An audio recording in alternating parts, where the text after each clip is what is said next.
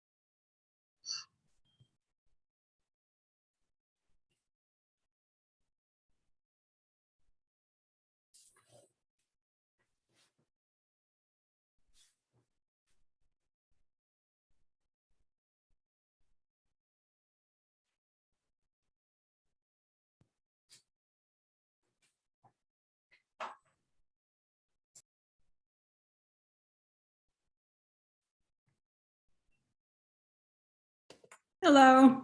Hi. Good evening.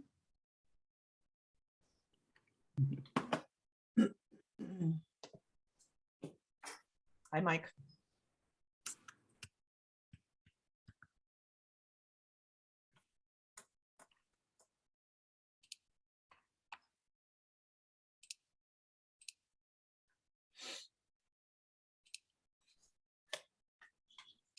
Okay, now I'm.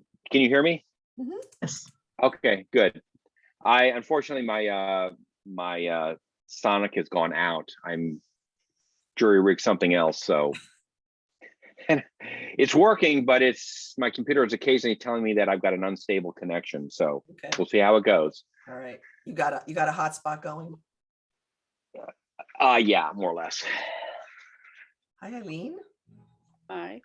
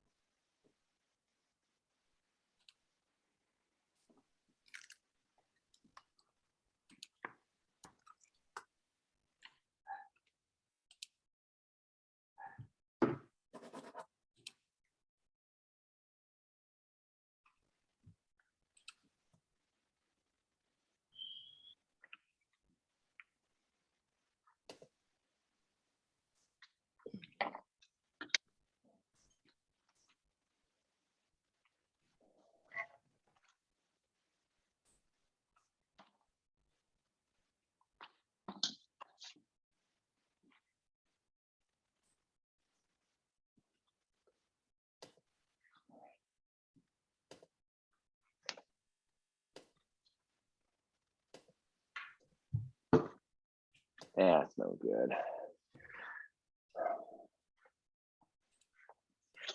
Or that.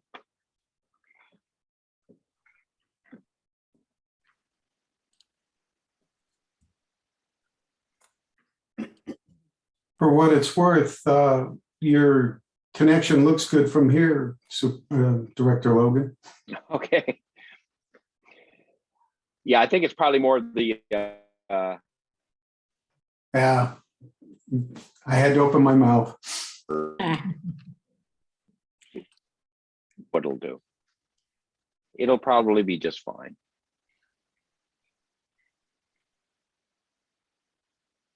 Let's wait another minute or two, and then I think we should get started because we have a very tight turnaround between the special meeting and our regular meeting, unfortunately.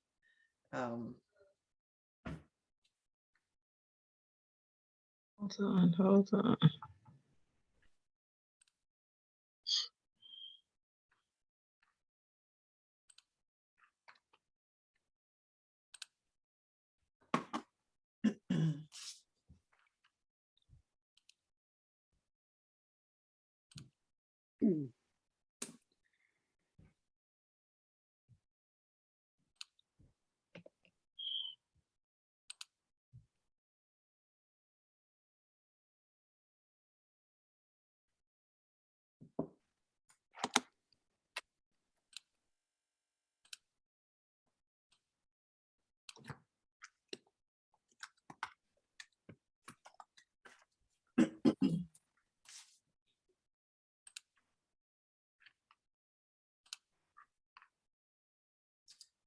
Okay, Linnell, I just want to let you know that Director Watt is having a really hard time. She's not able to open her Zoom, I think. So if you see her come on, it may not be anything to do with you. She's just having some trouble. So we're Okay, going to go ahead and start, and hopefully we can, figure this out. okay. So good evening, everyone. Thank you for your patience. I'm Board President Sylvia Hassai, and I'm welcoming you to the special meeting of the Kensington Police Protection and Community Services District Board. We're going to call the meeting to order, and I ask the clerk to take the roll. Director Debbie, Here. Vice President Logan. Vice President Logan, Here. Director Here. Natoli, Here. Director Watt is on the way, and President, Actually, can you see if she can let me get in? see. Sure, let me see if she's in the attendees. She's not in the attendee Okay. list. All right, we'll just keep going. Okay, and President Hassai is present. Thank you. Okay, so at this point, we have an opportunity for public comment. And just to be clear, because I know in the past we haven't always been cleared, this is only for items that are on this agenda for the special meeting. So the special meeting has one item for public comment, I guess. So go ahead, General Manager Benson. I think we need to pass a resolution before we do anything, don't we? I think you need to take public comment so that people, first you need to have a public comment period, and that would include things that are on the special meeting agenda, which would include the remote meeting item. Okay, Yeah, comments first. got it. All right. I'm going to go to, unfortunately, when I do this, I lose the screen of people and I only see, right. So the first person's hand up is Cassandra Duggan. Good evening. Can you hear me? Yes, thank you. Okay. I want to address the item about teleconferencing meetings. I and the group I represent, which is called Save Kensington's Future.info, which has currently 325 signatures on a petition, would like to request that as soon as possible, the meetings are in person and public, because we think some of the reason why there's been such a disconnect and, surprising events happening that are shocking a lot of us is because we don't have in-person meetings where you guys get, more feedback from your constituents. So, and I'm really glad to see that there is, well, I guess that's for a later agenda. I better not talk about that. All right, thank you. Thanks. And I believe that Anthony Knight was the next person to have their hand up. And as you, yes, okay, Anthony, go ahead. Can you hear me? Yes. I am also frustrated by the remote meetings. And it's my understanding that what the law says about them is that boards are required every 30 days to review and demonstrate the emergency need for remote meetings. So I haven't seen you do this consideration, and I certainly would like to put my oar in to say that restrictions are being lifted now with regard to COVID, that masks are no longer mandated, that vaccinations are widespread, that we have a very large and suitable community meeting hall where people can spread out if they want to and wear masks if they want to. And these Zoom meetings are not necessary anymore, and they detract, I think, from the democratic process. One thing is that we don't know who's in the room. And at this point in Kensington's politics, it's very important that the two boards go to each other's meetings. And I'd like to ask right now if there are any members of the fire board who are in attendance. Thank you.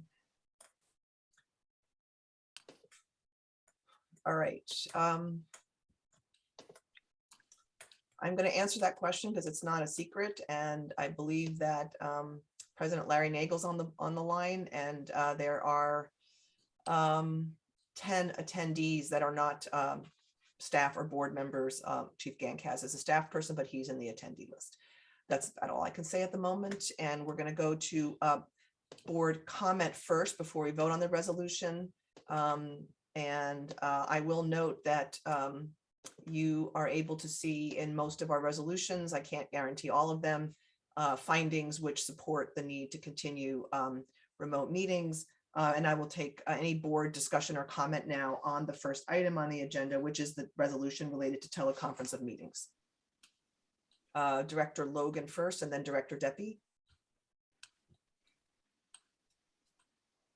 Okay. All right, I'll start. Hopefully I'm getting a little audio jitter here. Hopefully you'll hear me clearly, but I am in agreement with the feeling that the country has been opening up, and everywhere I go, it's been open up. I was even on a flight last week where they announced while I was on just beginning the flight that they said that airports have now just released the restrictions and half the people took off their masks inside the plane. But regardless of that, the main point is I do think that we need to be meeting in person. And it comes down to, I have full confidence that Kensington residents can make the determination of their safety and coming to these meetings. And I think that we need to move forward and have these meetings in person from now on. So that's my feelings on it. Director Deppie. Yeah, without getting into the reason people wear masks, because some people seem to be confused about why you might wear a mask. I'm assuming that this is going to pass, because if it didn't pass, we wouldn't be able to have this meeting. So and I'm expecting, and I hope it does pass, that we continue meeting remotely. But the question is, in the future, is this going to happen? Is this a default until we say it's not? Because what happens at the next meeting if for some reason, I don't know, the general manager wants to meet in person and the board doesn't? It's kind of a problem. So I believe that we've got to at least state where we are sort of in advance for the next meeting, because otherwise we'll get into a catch-22 one way or the other with the next meeting, if you know what I mean. You know, we'll either have a resolution like this that no one wants to have, or we won't have a resolution that everybody wants to have, and both will be problematic. So I would suggest that, I'm not sure if we can put it on this agenda, but the next agenda, we also talk about what we're going to do next meeting, because otherwise there's a bit of confusion about how that would work, if you know what I'm saying. Thank you. Director Saraswat. Yeah, I don't want to get too much into anecdotal things, but as somebody who got notified that there were 2 COVID cases yesterday at my daughter's school, and multiple COVID cases were at Kensington Hilltop this week, and had a child, you know, who's a close contact. It's still out in the community. Kensington Hilltop has multiple cases every week. So just know, I guess my question is, I know the whole family, Kensington family who had COVID this last week, is when we go back into in-person, are we going to have any kind of contact tracing? Are we just, if somebody gets COVID, it's just, we're just going to move forward and assume that people take their risk and not worry about that? That's just something to consider. Director Deppie. You're muted. I was trying to talk the mute out of it, but it didn't work.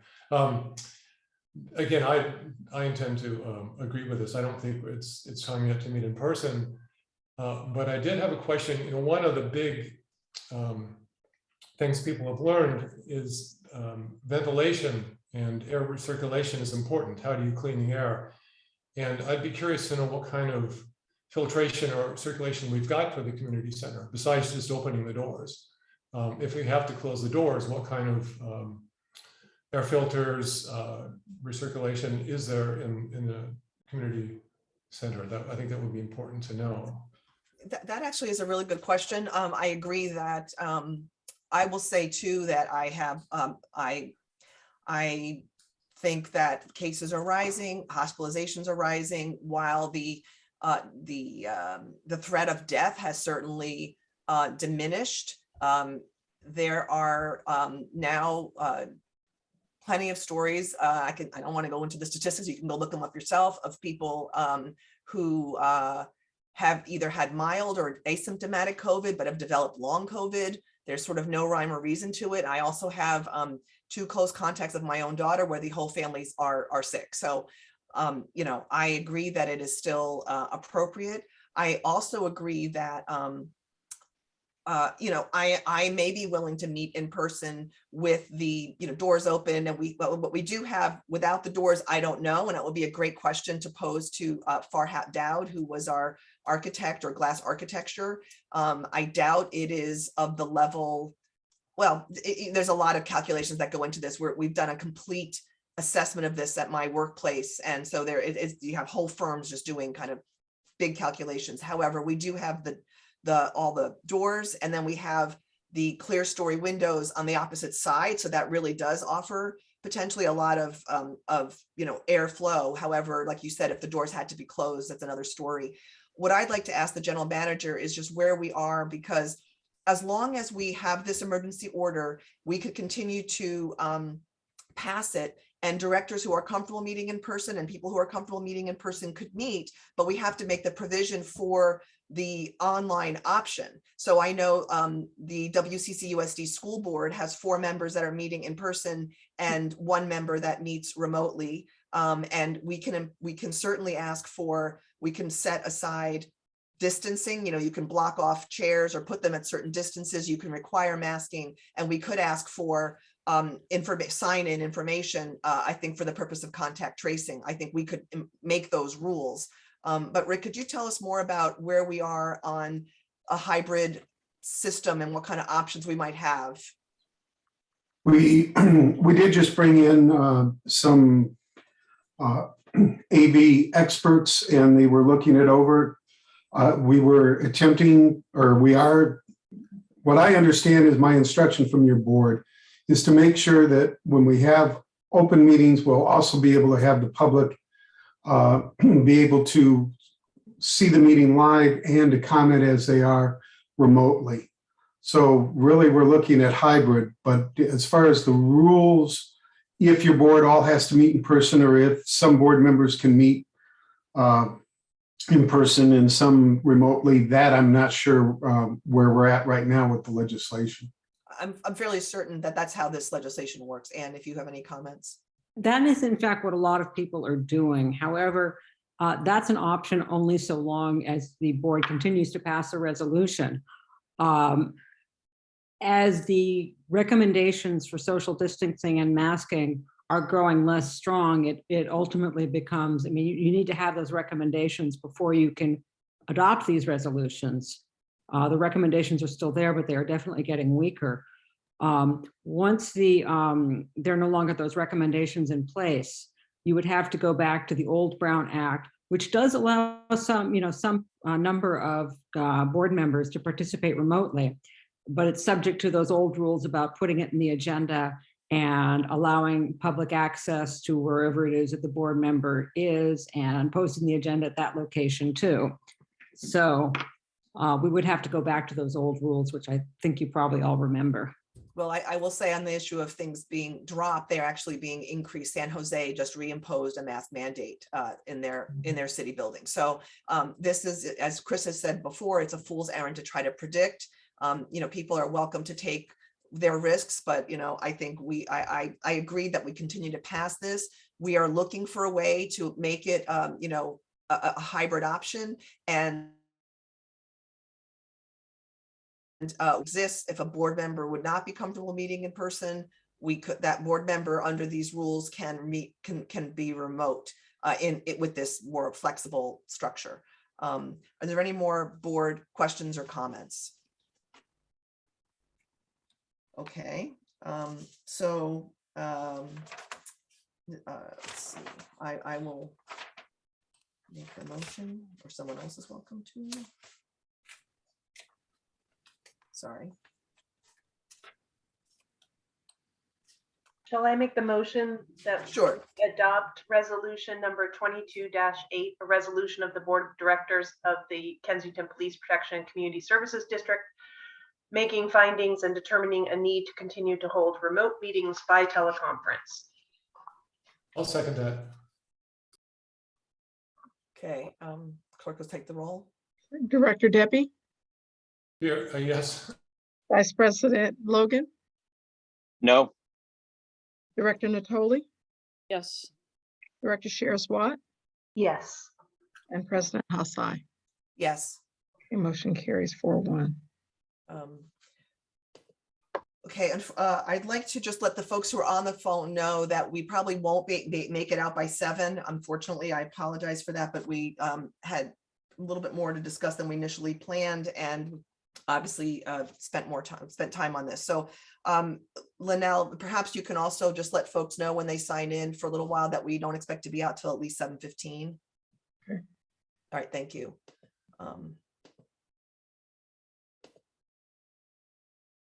Okay. So we are going to be leaving and rejoining you at approximately 7:15. Thank you.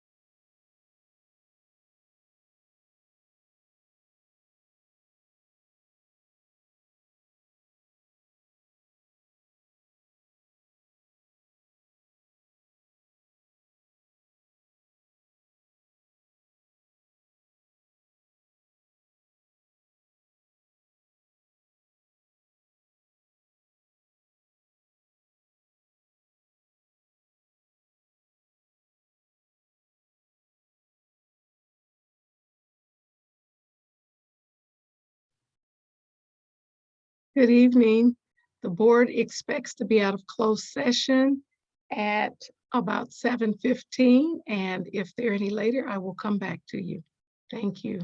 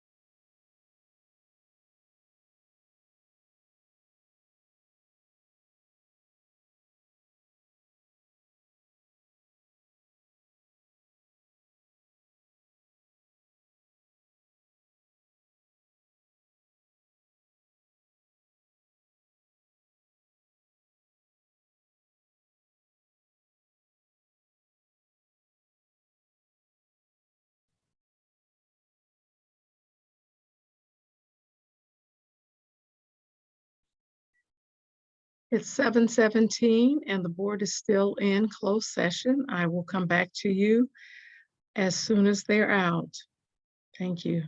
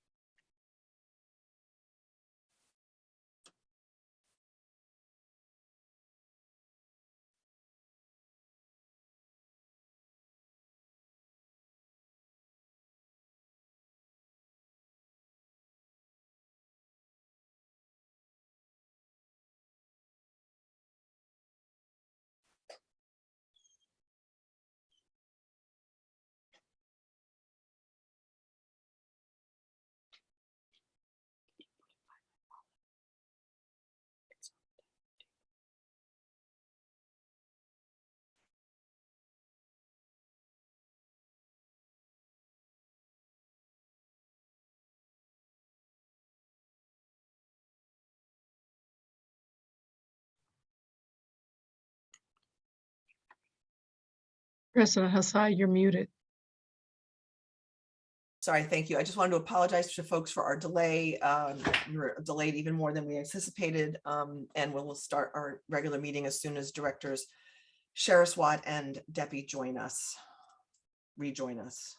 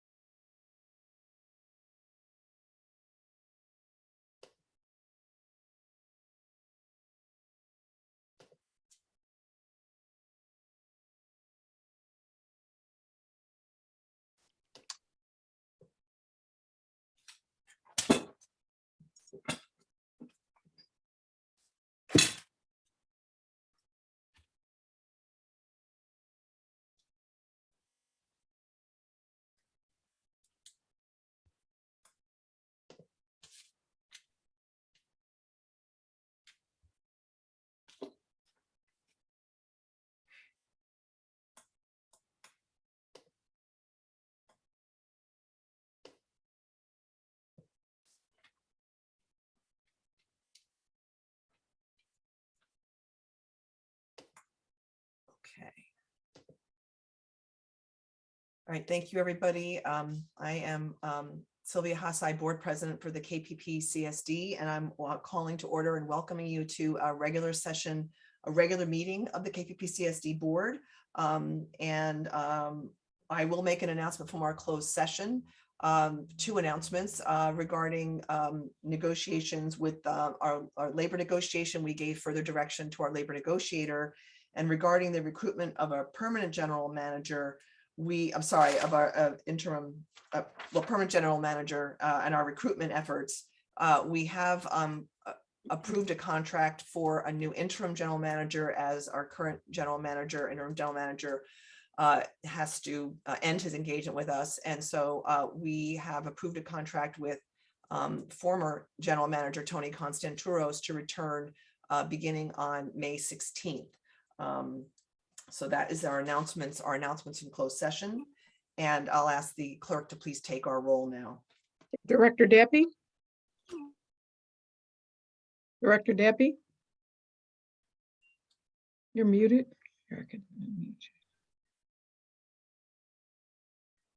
you.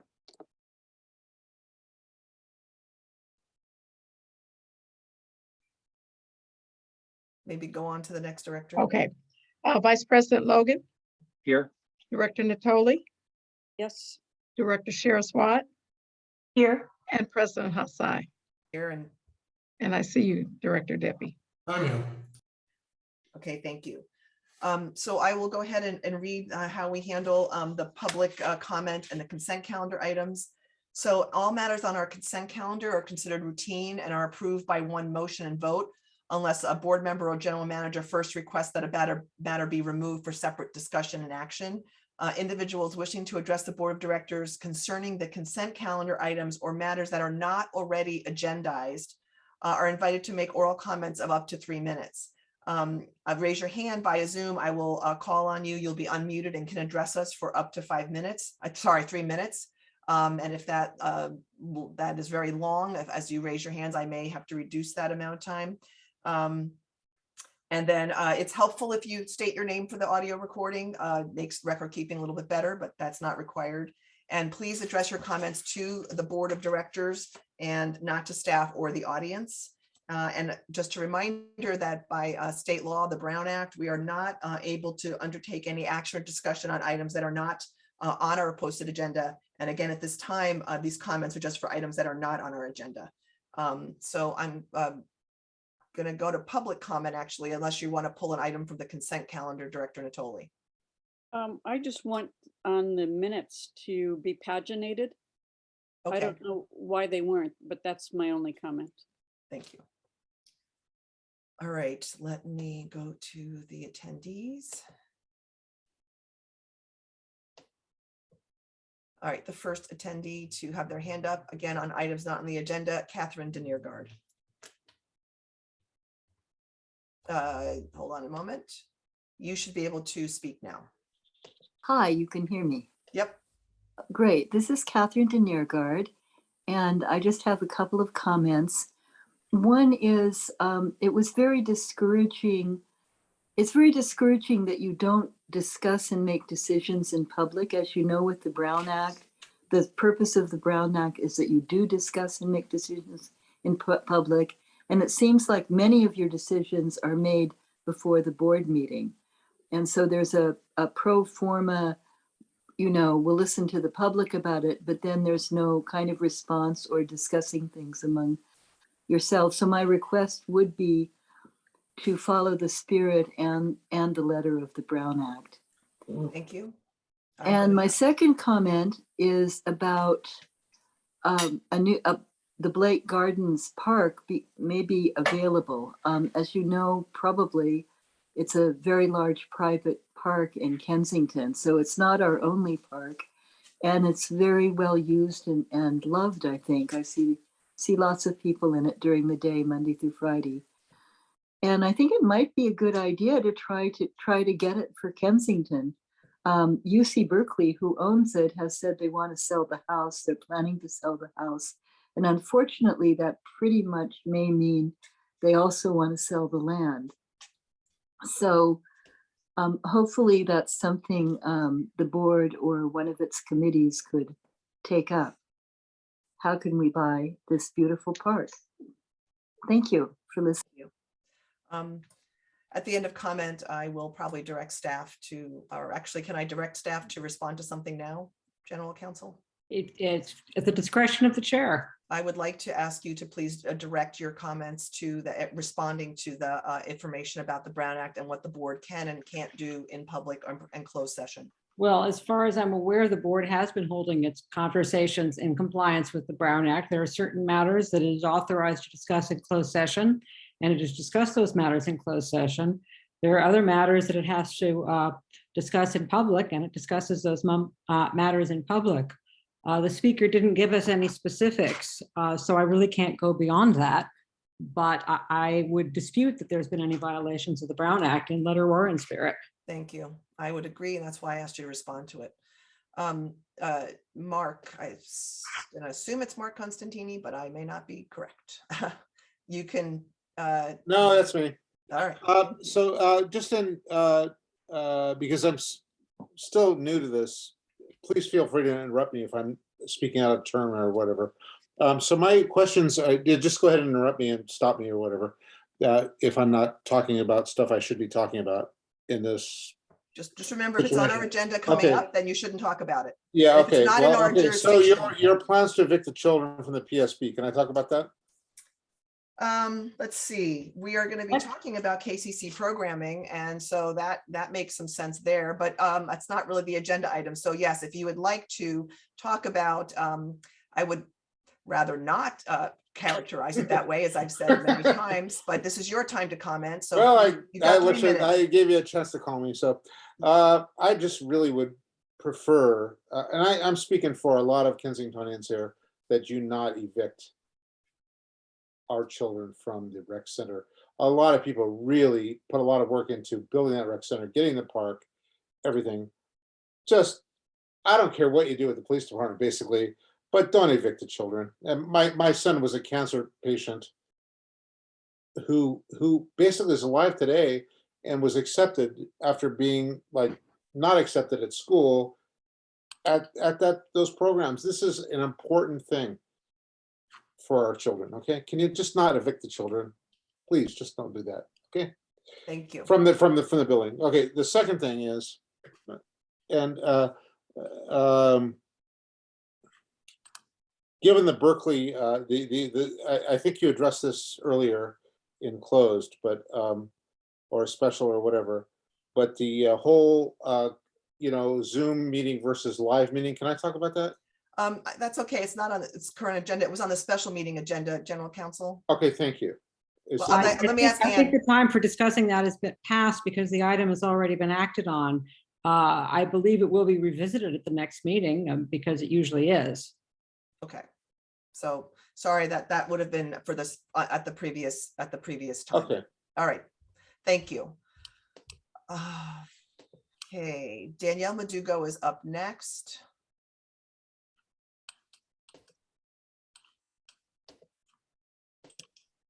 Give me a second, Danielle. Oops, sorry. Okay, hold on a second. Danielle, you should be able to talk now. Can you hear me? Yes, and Cassandra Duggan, you'll be up next if you just hold on, okay? Thanks. Thank you.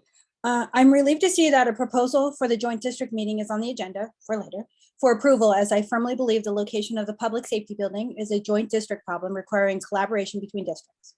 I only hope that this meeting comes before the building permits arrive for the public safety renovation, because it doesn't yet appear that the majority of the fire board is ready to direct their district manager to pause its process. There are some things about the current public safety building renovation that are known, namely that there is not enough space for both districts, as acknowledged by both the fire chief and police chief, to conduct business safely and professionally to current requirements. And to be honest, I'm relieved that the police district can't occupy that building, as it is in an active fault zone. Renovated or not, that piece of land poses 3 hazards to the building sitting on it: the active landslide that's currently ripping the building apart, the earthquake shaking hazard from any large Bay Area earthquake, and a fault displacement hazard from a Hayward fault earthquake. The renovation design only counts for 2 of those hazards, the shaking and the landslide. Because a potential active fault was found in the northeast corner of the lot, and the main trace is inferred to be to the west of the building, that places it in the middle of an active fault zone. Studies looking at fault displacement relative to map fault zones show that there is a non-trivial probability of primary displacement within a couple hundred feet from the mapped fault traces. There can also be ground warping between and adjacent to the faults. Therefore, there is still a displacement hazard to the building, even though a fault has not been identified directly beneath its footprint. Underscoring the significance of the fault displacement hazard, a new building is not allowed by law to be built in the current footprint of the public safety building, because it is too close to that potential fault identified at the back of the property. The reason the retrofit is allowed is because of a technicality. If we as a community are going to allow our town's essential facility to remain on that property within the fault zone, I'd rather lose one district's functionality than both.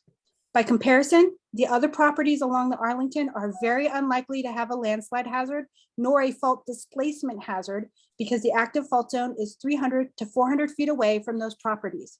It is likely only has a shaking hazard, which you can design for. Ultimately, I don't want our community to lose either district's functionality, both for the safety of our first responders, district staff, and our community safety. I ask you to redirect focus from occupying Building E and displacing KCC anywhere, and properly engage the fire district specifically towards constructing a new building for both districts along the Arlington, north or south of the library. Thank you. Thank you very much. Let's see, hold on a second. I want to let folks know, because I know people are curious often, there are 46 attendees right now at the meeting. And Cassandra, you should be able to speak. Yes, can you hear me? Yes. Yes, this is Cassandra Duggan. I am representing the Save Kensington's Future.info group, which currently has 288 Kensington signers to the following petition, which I'm going to read to you. We also have the signatures of 37 park users from other communities. Here's the petition. I'll try to get through it quickly. Petition to KFPD and KPPCSD boards. Pause and listen to the community. Preserve our park for youth programs and community use. Protect our tax dollars. I am a Kensington voter, and I request our 2 special boards to pause their planning processes and address the concerns of many residents about the retrofit of Kensington's public safety building and the potential plan to house our police department in Kensington Park. The fire board's position that the police must permanently move out of the PSB has created a ripple effect that threatens the community's use and enjoyment of Kensington Park for recreation, Kensington after-school case-up classes, the summer camp, and many other uses of our park. Neither board has said what the total cost will be for the building retrofit, temporary housing, and a permanent home for the police, or how it will be paid. I want the KPFD, and KPPCSD boards to engage the community and rethink options, including revisiting creative ways to house the Kensington Fire and Police Department together in a seismically retrofitted and renovated PSB. I want Kensington Park to be protected for community recreational uses only. I want to know the total cost of combined plans for protecting Kensington Park youth programs and police services before the KFPD triggers far-reaching ramifications by committing our tax dollars to remodel the PSB. That's the petition. Thank you. Please listen to us. Please get the community's input on all of this before you guys go further. Please have a joint meeting. Thank you. This actually, that's on the agenda. So Okay, you're at 3 I'm minutes. lowering my hand and good night. Thank you. Thank you. Thank you. All right. Thanks for everyone's cooperation. Anthony Knight, you're next. Hello, this is Anthony. Can you hear me? Got you. Yep. I would like to clarify, please, the status of Rick Benson. I will address that later. That is We'll have addressed later. item number 2 here on the contract with Richard Benson. I presume that I'm allowed to comment on that. You are. And so what I would like to know is Richard Benson the acting general manager, or is it Tony Constanturos, who was also mentioned this evening? Yeah. And is he then the new acting manager? Is he the permanent I understand manager? what you're asking. I don't think you have made a clear statement to the community, and I'm confused between the status of these two gentlemen. Okay, so I'm going to remove that item from the consent calendar so we can discuss it.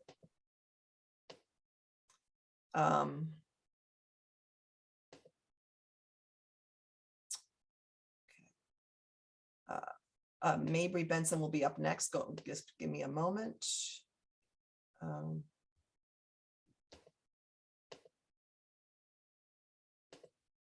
Mabry, you should be able to unmute yourself. Okay, as I said to the fire board meeting last night, after a number of people were saying, you've got to review all your plans. These plans have been discussed for now 2 or perhaps up to 3 years. The time for presenting alternatives have passed. Everybody has been looking for alternatives for the last 2 to 3 years. The police chief and the fire chiefs both agreed there's not enough room. The safety and professional standards, modern safety and modern professional standards there just isn't enough room in one building. That discussion is over. But it did occur to me as I was explaining some things to my husband over dinner, I think there's an advantage to having a police presence up at one side of the park. I would bet that most of our residents don't ever interact with our police, even though there's a few who have really good relationships. Well, I'm happy for them. But most of our residents don't. And I think that having a police presence where they can go over and talk to people who are sitting around the benches and let the kids know they are there would really be a benefit to our community, community internet, community interaction with the police force. That would be a real positive thing.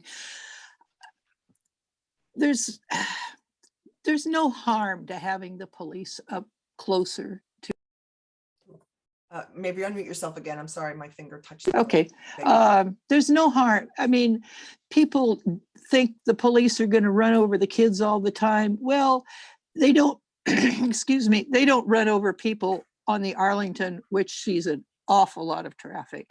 I don't believe there's been any injuries from either the police or fire department because of those vehicles. That's it. Thank you. So folks get one opportunity to comment during each comment period, and I'm just going to check. Mark, your hand is up. I don't know if that's a mistake or let's see. Believe that the comment period for this, did I comment on this Tony Constantoro's situation? Well, that's not on the agenda, but the contract with Rick Benson is, which I've just pulled for discussion. So Okay, all right, just guide me through this. If you don't want me to talk, that's cool. That's fine. I don't care. It's fine. I'm not Whatever. sure, Ann, if I'm not sure what your comment is, so I'm not sure whether it's appropriate or not, about Tony. It's not on the agenda really. So it was on the previous agenda. Well, I'll withdraw if you like. Let me ask the general counsel to comment. I believe that this is still the period of time to comment that on matters that are not on the agenda. So actually, Mr. Constantini is free to go forward with this comment. Okay. Unless he's already commented during the public comment period, which He has, I but think he has, but this was a different topic, so I'm going to allow it if you can keep it brief, Mark. Okay.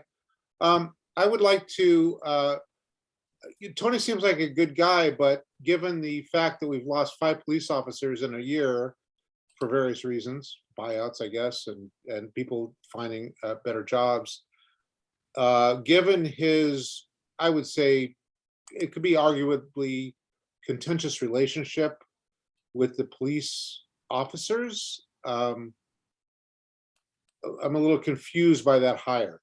And I'll just leave that. I think I better stop at this point. Thank you. And bless you. Great.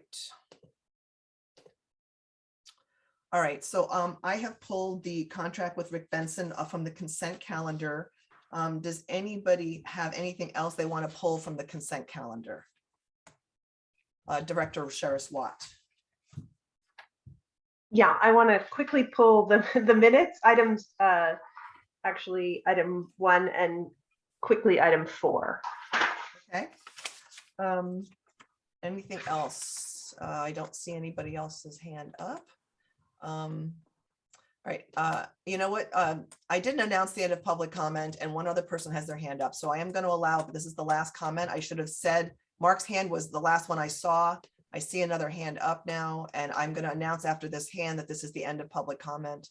There are 2 more hands, and actually, all right, we're going to take them because honestly, I didn't see them, and I thought Mark was the last one. Immigrants' rights hand, whoever that is, might have been up before. So let me take Kyle first. Apologies to everybody. If you can be brief, I'd appreciate it. Go ahead, Kyle. Thank you for indulging me. I'll be as brief as I can. I just wanted to speak on the. Sorry. I just wanted to speak quickly on the issue that everyone else has been discussing. And I just wanted to mention kind of a problem I see in the way the board is discussing this issue. You know, the board seems to be assuming that having a police station in Kensington is a kind of a non-negotiable thing, and that community services should be on the chopping block so that we can do that. I just disagree with that. You know, I think that one of these things, police departments and community services, has been proven to reduce crime, and it's not the police department, it's community services. You know, and the community services also provide a lot of other helpful benefits to the community. So I just want to urge the board to reconsider its priorities and not to spend taxpayer money tearing down something we know works, community services, and replacing it with something, you know, business as usual policing that we know doesn't work. Thank you. Thank you. And there was a hand up. It seems to have gone down. So I think that sounds about right. And we're going to go back now. That's the end of public comment for this. And we're going to go back. Oh, I raised my own hand. That's interesting. Okay. So let's go ahead. We've pulled items 1, 2, and 4, I believe. Sorry, 1, 2, and was it 4, Director Sheriff-Watt? Yes, okay, thank you. So item 1, let's go ahead to the minutes. And give me just one moment myself to get there, because I had something minor which I wasn't going to bring up if we didn't. Someone else. Yeah, they're very minor, and Linnell, I will send these to you, and I'm sorry I meant to do that earlier today. First, on the special meeting notes, if I may go, I think spell check, it's eminent domain on page 2. Yes. And then item 9 on those minutes, it's Mr. Constantini. There's an I, I'll give you the spelling. And item 15, it's Julie Yamashita, and I'll send you the spelling on that. On regular meeting minutes, from, I think it's April 14th, item 9, I think under Ms. Ellsbury, it was about item AB 506. I think it should say that we didn't ask if they were in compliance. It says, now if I'm mistaken, and you've heard them, that KCC staff was already in compliance with AB 506. I don't think she ever said that. I think it's that we didn't ask if they were in compliance. Those are my changes for the minutes.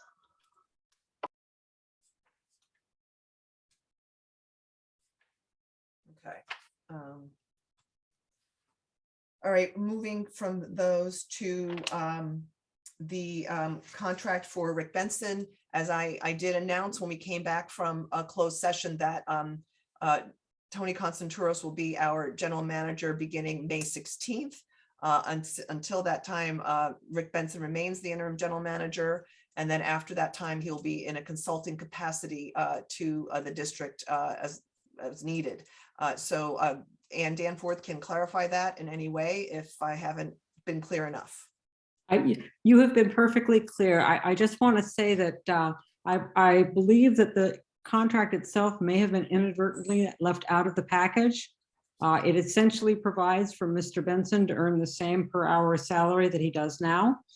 It provides for him to be on board on a regular basis as a consultant to help with the transition through the end of the month, and then after that on an as-needed basis. And I'm happy to provide any further information that the board would like. Okay. Any other board questions or discussion?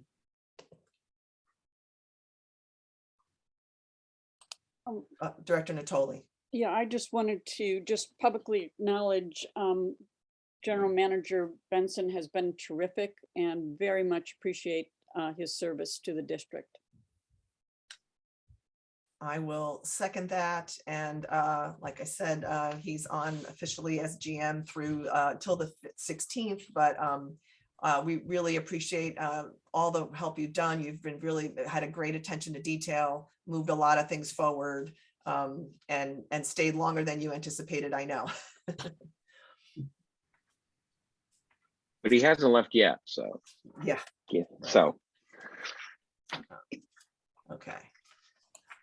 All right, so we have to take these items now separately because we've pulled them, and since the let's see, we left the general funds to Leif and the March 2002 financial reports. So I'm not sure. No, I actually asked to talk about the. Oh, yes, I'm sorry. Number 4. Yes, that's the okay. March.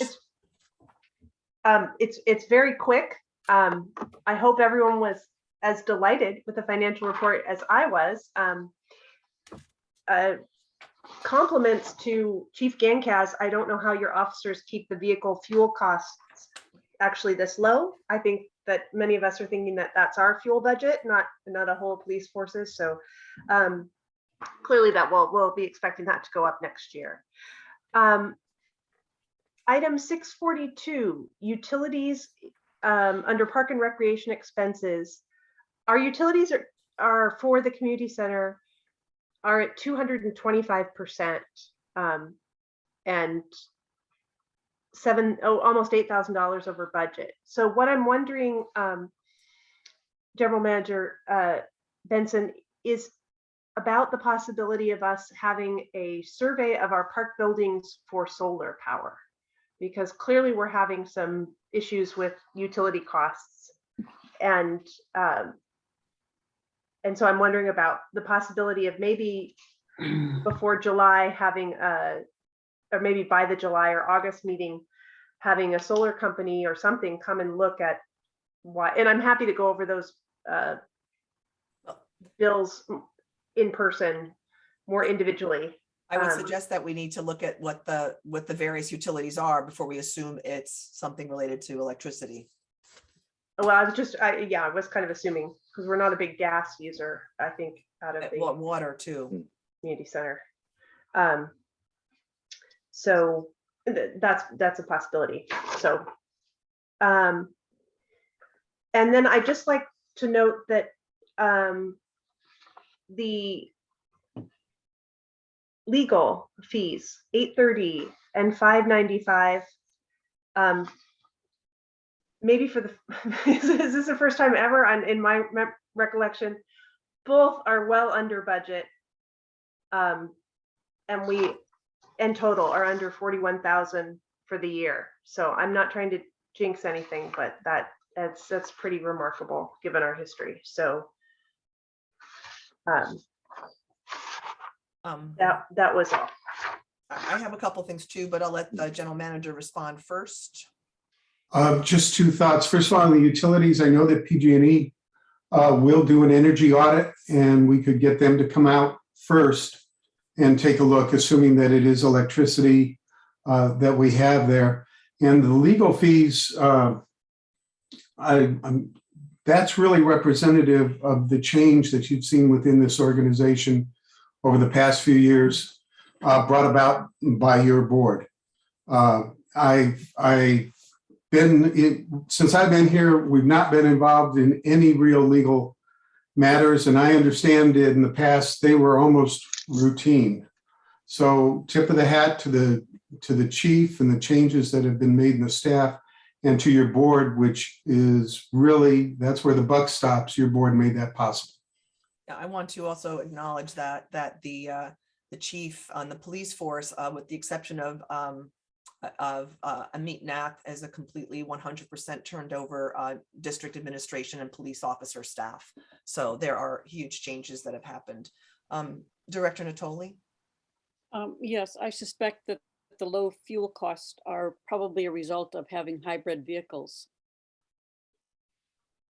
Yeah. I wanted to discuss the 653, the landscaping, which is also quite high. And just wanted to see, I know that we took on some work in the Nielsen Park, which was not anticipated.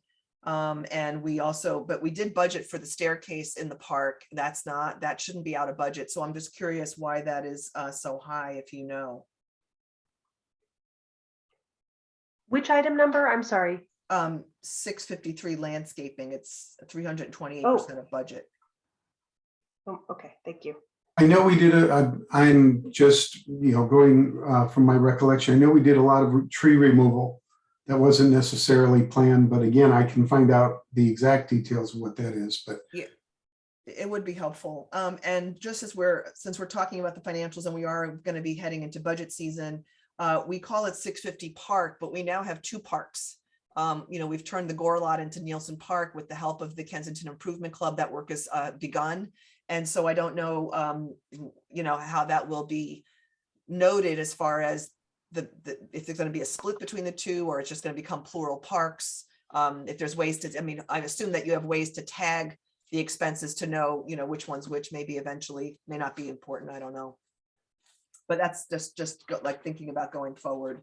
I also see some other areas that I'm a little concerned about because they are over budget. The dues and subscriptions line, which is 819, is over budget, and the 891 line, which is COVID. I'm curious as to whether that, I know we had applied for a grant to recover some COVID costs, and is there anything new about that?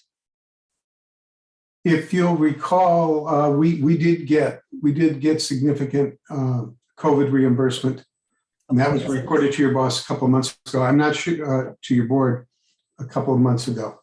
Okay, so this line here for COVID, are these sort of expenses that are directly a result of COVID, whether it's buying masks or, I mean, it's it is over, I mean, it is over budget. Or that's actually, it's under budget. It's under budget, sorry, it's under budget, good, okay. Yeah, okay.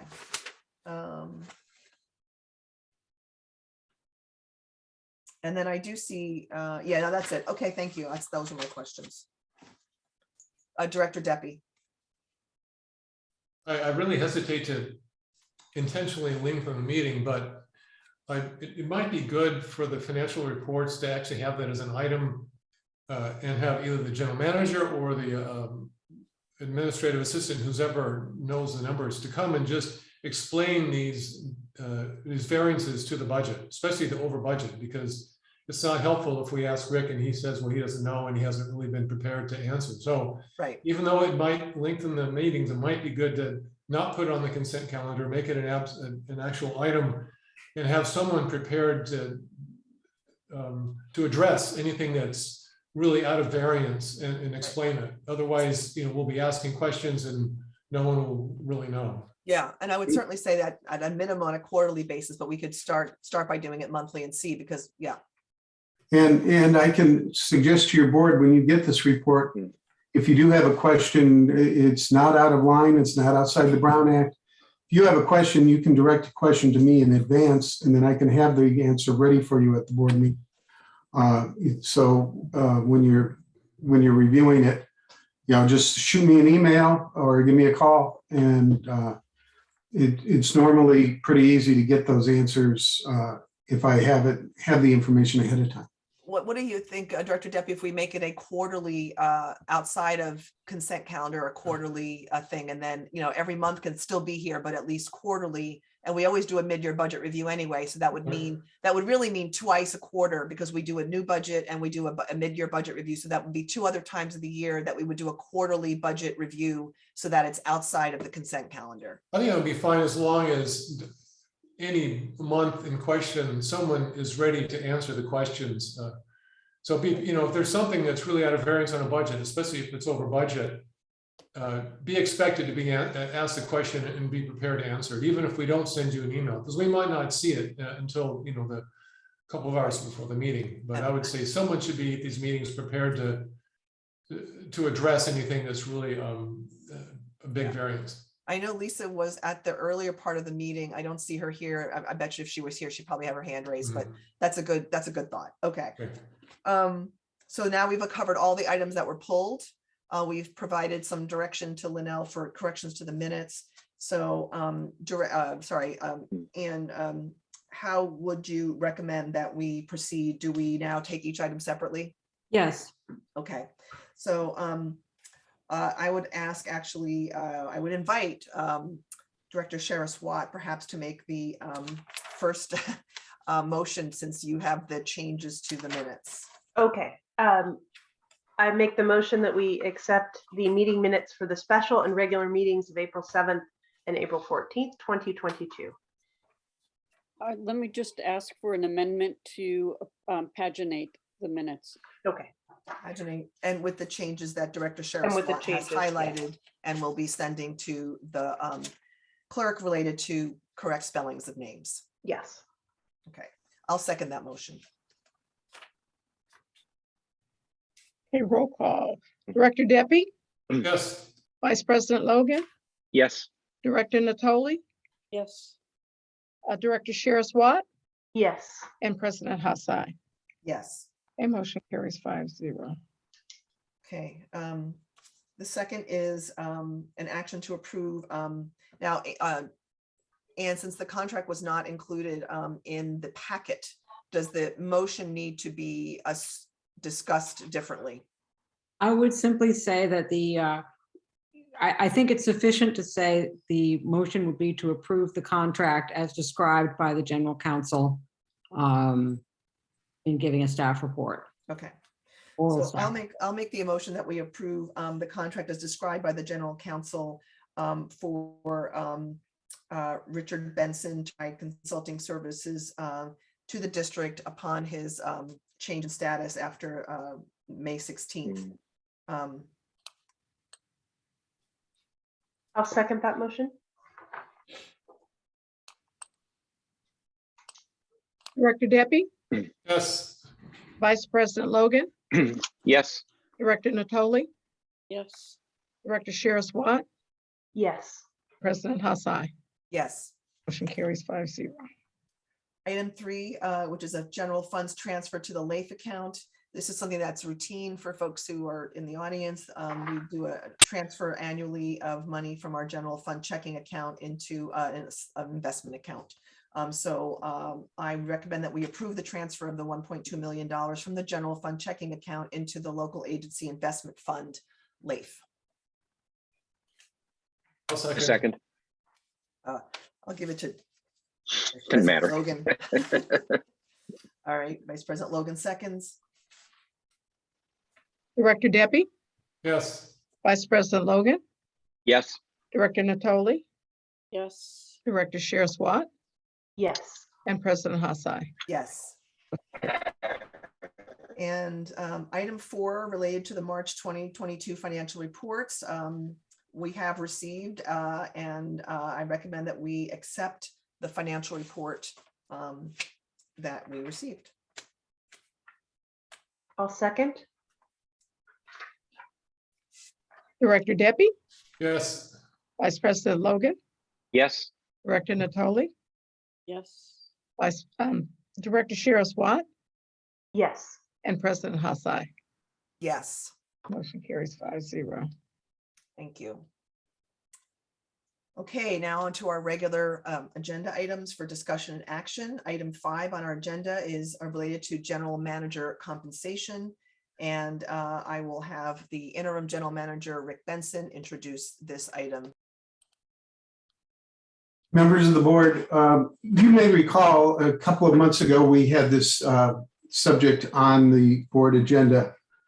And at that time, I had indicated that I believe one of the major problems in recruiting a general manager that we've encountered is that it is not, the position really, until several months ago, it was a part-time position with a straight salary and no benefits.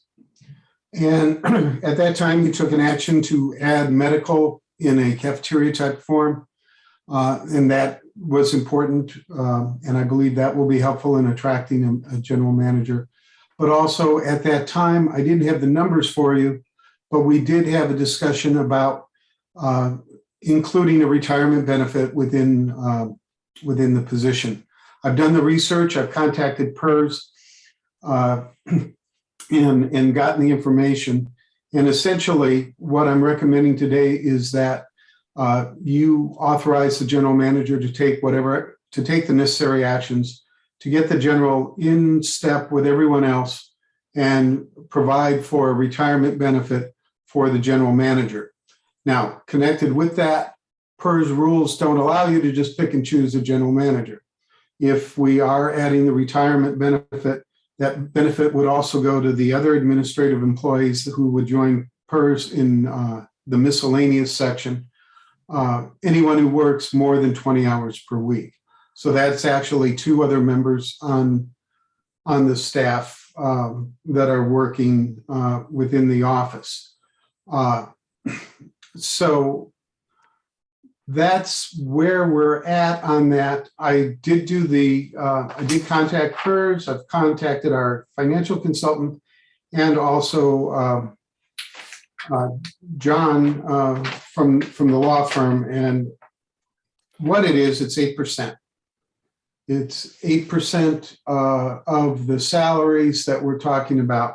So that would be $24,000 annually is what it would cost the district to become a PERS agency and provide a retirement benefit. This is something that people are typically looking for. And I believe that can get rid of one speed bump as far as trying to do a recruitment. The other thing I'm recommending is that it is rather unusual to have a high-level position like this listed as an hourly pay rate rather than a salary. I do believe, and I am recommending that you keep the position as a part-time position, but rather than make it at an hourly rate, that it would be a part-time position with a salary. I've seen this in other agencies. I've worked with people, department heads actually, who are part-time, but they are salaried. And so I'm also recommending that you change it over to a salaried rate. Right now, the recommendation keeps it, the pay scale, the same as what you currently have within the district's salary ordinance, but it would be turning it to a salaried part-time position with not only the medical benefits, but also with the retirement benefit. I've spoken to our consultant on recruiting. She's anxious, if your board does approve this, to let me know that, and she's getting ready to refly the position and move it back up on top of their list to try to make sure that the recruitment is active. I also want to mention to your board that this has no effect whatsoever on your new interim manager. He would not be getting more benefits because it is, he would not be enjoying these new benefits. So that's my recommendation. Recruiting talent in this position has been a challenge, and the district does deserve to have a permanent manager able to really follow through and do what your district needs. You're muted. Got it. I wanted to offer the directors a chance to ask any questions or make any comments on this item.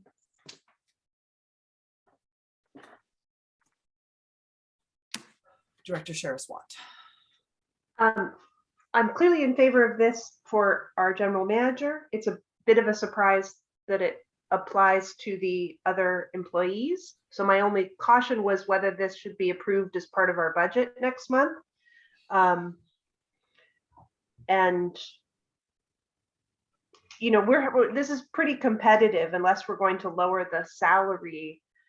I got an email today that, you know, Mill Valley is looking for a full-time general manager. Now they have benefits and things, I'm sure, that exceed our package, but their salary starting is $225 a year. So this is still part-time.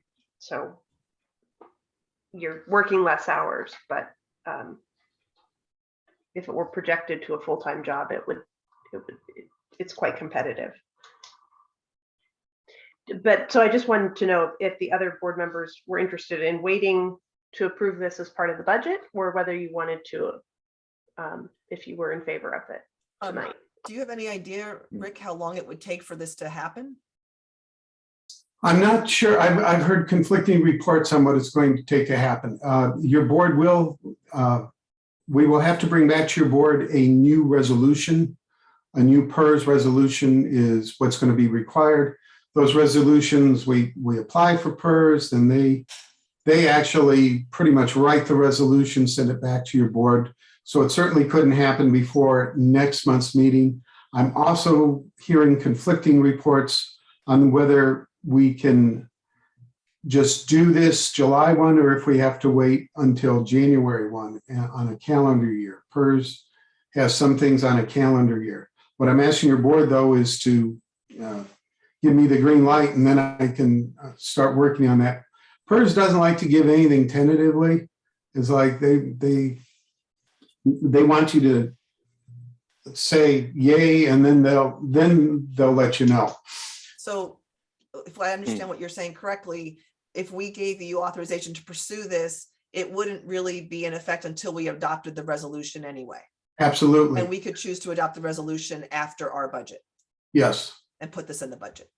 Yes. So authorizing you today does not commit us yet. Yeah. No, it is impossible for me, for the district to just do this immediately. But if you don't give me that authority, I can't tell PERS to start preparing a new resolution. All right, Director Deppie.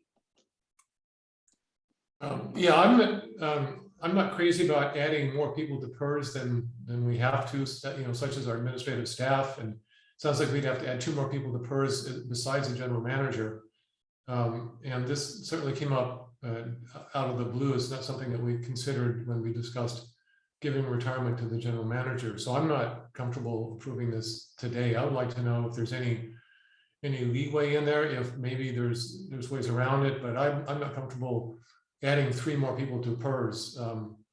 given how much we've had, we've had unfunded liabilities and all sorts of stuff with PERS. And it's not just the salary, it's a long-term commitment. Every time we add someone to PERS, we've got more of something hanging around our neck in the future. And so I'm not comfortable adding the administrative staff to PERS at this point. Could you address the question, Rick, whether there is any? I mean, it sounds like there isn't. I went there, I tried that. The only workaround, and that would be the position, the account clerk position that your board authorized last month. The only way you're not in PERS, the only way they will allow it, there is no ifs, ands, or buts. We're either in or we're out, unless the person works less than 20 hours per week. So they have to be half-time or less is the only way. And I cannot see dropping the hours of the other two employees. First of all, we'd lose them. But if we're going to go with the general manager, you have to go with the rest of the administrative staff. Well, in the past, we didn't have the PERS because we were looking for our annuitants, right? I mean, that's why we didn't offer PERS. But annuitants, again, we got that ruling a couple years ago on the annuitants that there is a limit on, you can only work 960 hours. Mm-hmm. It was my understanding that changed because of COVID, and we were in a certain leadway, a certain window where there was an exception there. However, I just got a letter from PERS warning me that I'm, starting to get close to the limit and reminding me if I hit 960 hours, I'm in trouble. So they sent me a friendly, it's kind of like getting a letter from the IRS, but they sent me a letter. So I'm not sure where the status on that is, but the letter I got was, you're getting close, so don't go over the 960, which I won't, because it is on a fiscal year. That's definitely on a fiscal year. I got that defined, but the PERS has us between a rock and a hard place. Okay. So maybe we could wait until the budget to have this discussion then, because obviously we don't have a pressing need to do it right now. I mean, the only need is that if we are, still recruiting, which we are, and we do have some time, but we are recruiting. If we make this move, whenever we do make this move, we could advertise it, which would help potentially get some candidates. We would put the wording in that we are taking actions to include, we can't advertise that we're in it because we're not in it, but we can advertise that the board has taken actions to enroll the position in PERS. Can I move to Director Natoli? Yeah, I'm in favor of it. We've been down this road a lot, and we've been told by several recruiters, our problem is that we don't have retirement benefits, and the paradigm that had been operating where we can have employees without benefits is no longer viable. And I think we need to move ahead. And I think I hope this will help us. And I certainly appreciate General Manager Benson's research on this. Okay, I'm going to go to public comment before we take any action, but I wanted to make sure that there's nobody else who wants to say anything. Director Deppy, is that new? Yeah, that's me. You just muted. I would say that if we are going to give PERS benefits to our other employees, then we should look at who we've hired, because it seems like we've got a lot of different people doing a lot of different things. And it's never been clear to me who does what, and do we really need that many people? So I would want a reevaluation of our staff, what they're doing. Could we actually use an accounting and contract service for a lot of just entering bookkeeping? Because we're just starting to take on a lot of staff, and now we're going to put them into PERS, and it seems like it's getting out of hand. So I would want to have a reevaluation of our staff structure before we agree to this. That personally. All right, I'm going to go to public comment, and then we will continue and discussion and take action. Hold on a moment. Mark Constantini. You should be able to talk. Thank you. Thank you again. And again, Sylvia, thank you for entertaining my comments, and please stop me if I'm out of line here. I think that, like a lot of my friends, we look at our taxes as basically simply a fee for services. Accordingly, I see, even though the concept, a theoretical concept, is valid of having a separate GM and a separate police chief, conceptually valid, crime is higher now, especially on my block. I've had a lot of crime, and so have my neighbors. We had nothing for 20 years that I've been here prior to having the hybrid model. So in the light of the market realities, why not consider going back to the GM, and despite the little conflict of interest and stuff, but to Director Deppie's thing, just exploding the bureaucracy really, and having higher crime, and we lost 5 police officers in the last year. I'm not seeing the return on investment for the taxpayer dollar in the fee for services after this model, especially now that we have Mr. Constantouros coming back, who is basically had a like sued. Apparently, I don't know the details. One of the police officers. So if you don't know, it's confusing. So okay, I'll leave at this point. Yeah, I would caution folks not to say things if they're not sure about something. Okay. And we well, try okay. not to. Yeah. We try not to. There was a citizen's arrest by Officer Foley of the general manager. So my question would be, fee for services, is that really worth the return on investment for the taxpayer to have this given? I mean, this is just going to explode when he comes back, actually. Frankly. Thank you. Thank you. Okay.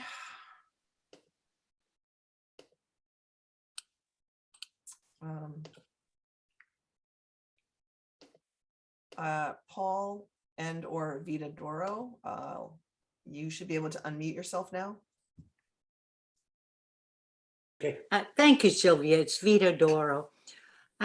Listening to your board expanding the bureaucracy, and I'm not disputing the fact that you need it, and listening to the fire board doing the same thing, isn't it about time that we look at the real facts of life and consolidate the 2 districts, have one manager with benefits and one clerk with benefits, and just mainstream everything and save some tax dollars too?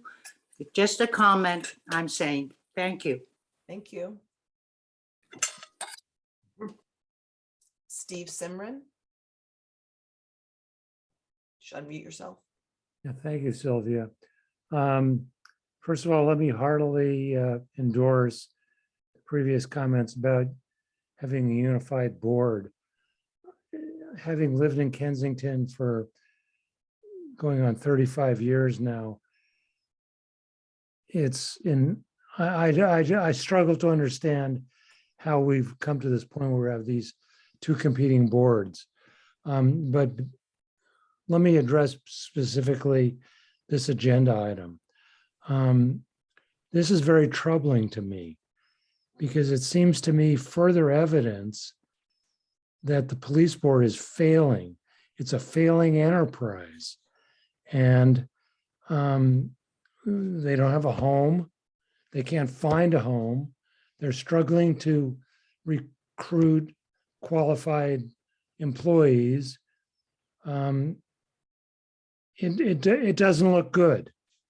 And while I appreciate the work that the board has done, you're all devoted, and I appreciate that very much. I wonder if, and I don't want to do this, but I'm starting to wonder, do we really, can Kensington support its own police force? I'm really starting to wonder that. And I hope I'm wrong, but that's what I'm starting to think. Thank you. Thank you for making your comment.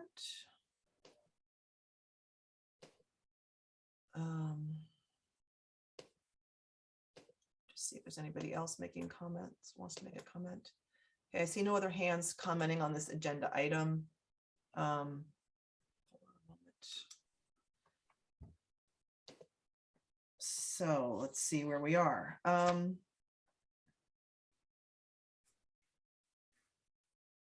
Well, I mean, we do know that there's no way to split out the other positions unless they're less than 20 hours a week.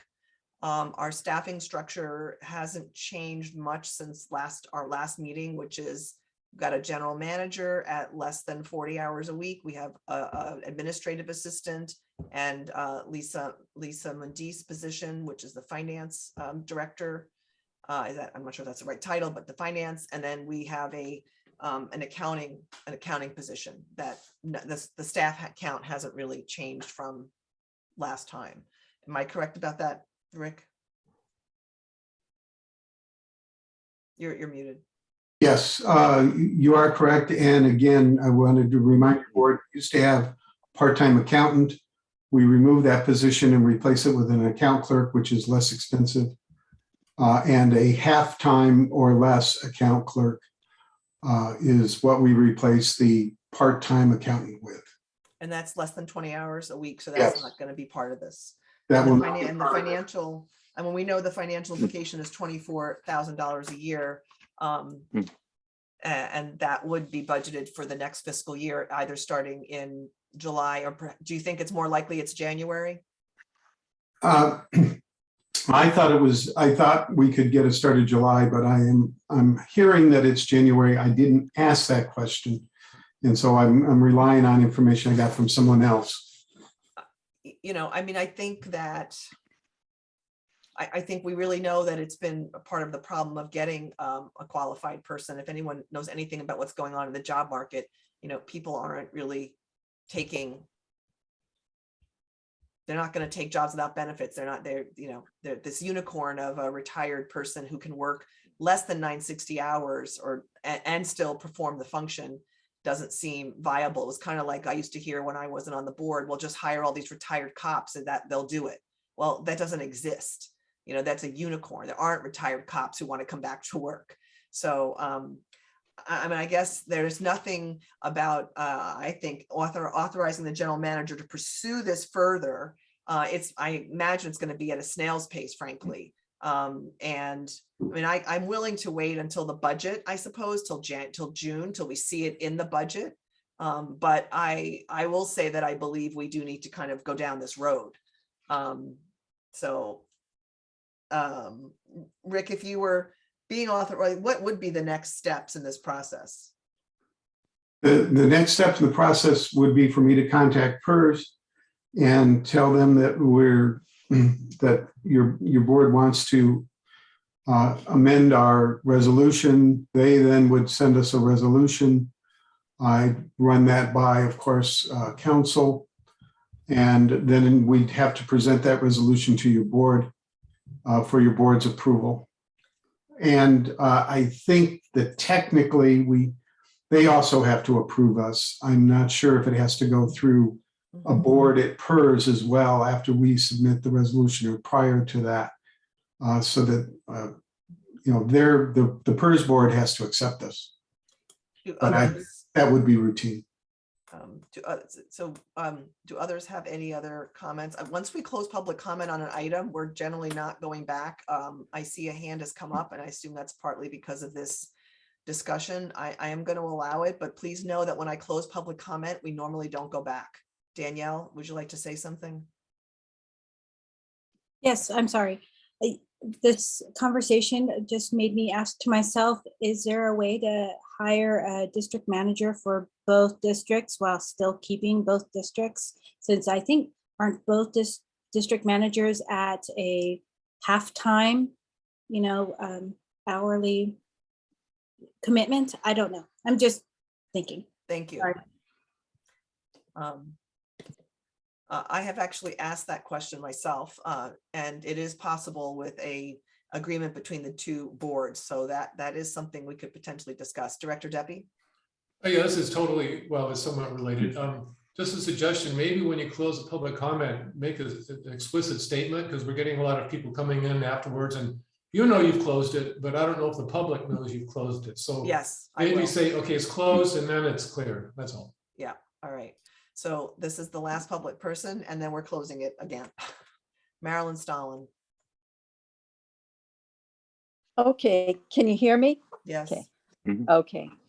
From my perspective, I see the board over the past few years going through, the growing pains of reorganizing, streamlining, and professionalizing services. And it takes time and expertise to perform these jobs. And I think that's what we're seeing with the current staff that we have. We need to keep the GM and the COP separate. We need to look at attracting and retaining quality staff. And CalPERS may just be what we need to do and bite the bullet. I anticipated this years ago when we talked about having part-time and annuitants, that somewhere down the line, we'd have to face the costs of having professional staff. It would be great if we could have a GM who could be both over the fire department and the fire district and KPPCSD. But that may be something worth exploring to see if we could do. But I think you're on the right path to making this decision. That's it. Thank you. Okay. So I am now officially closing public comment on this item, and that is standard procedure. When you close public comment, you don't go back. So please, when I do that next time, everyone, please do your best. Keep your hands down. Thank you. All right. Very good, dear. Was that okay? Hold on. You're still Good. on. It was very good, but you're. I typed something up. Hold on. Okay. All right. Thanks all. Any other board members want to jump in here?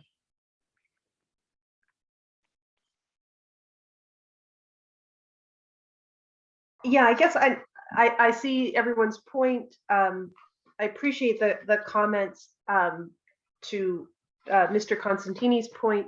Unfortunately, what we've discovered, or I'll tell you from my personal view as a board member, is that there is just simply too much work to ever go back to the hybrid model between a general manager and a COP. To Ms. Madugo's point, it could be, I suppose, at some point, a combined GM, but the fact is that this board has always looked for someone who has management, direct management, with overseeing a police department, which means a city manager, which is not currently what the fire board, who the fire board has as their general manager. So that would be a point for, I suppose, a future board to decide in some incarnation. I think we do probably need to move forward with this, but I'm okay with waiting for the budget to do that. But I think that's sort of, if the other board members feel tonight is the night to ask for these resolutions, and then I really wouldn't want to do approval until we see some real financials, long-term financials.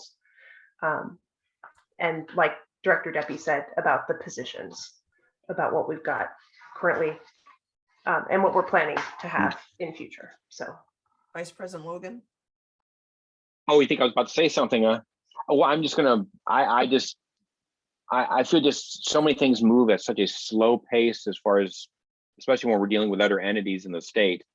I think the idea of Rick going forward and getting the resolution from hers, and so we can look at it for our next meeting, or if it's the meeting after, I think I'm for going in that direction, as opposed to just waiting for the budget.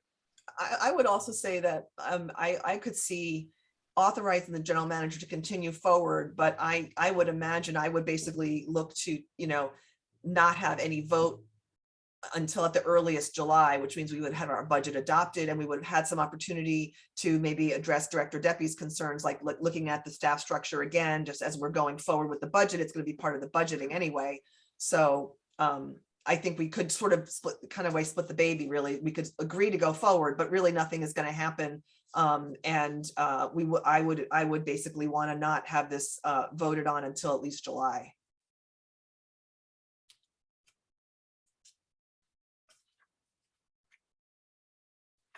sounds good to me. All right, so I'm gonna I'll make a motion. Let's see. For my. So I make a motion that we direct the general manager to take necessary actions to enroll the district general manager position and other administrative staff working more than 20 hours in CalPERS. And I also agree with classifying the position as salaried, not hourly, although it's part-time, meaning 24 to 30 hours a week.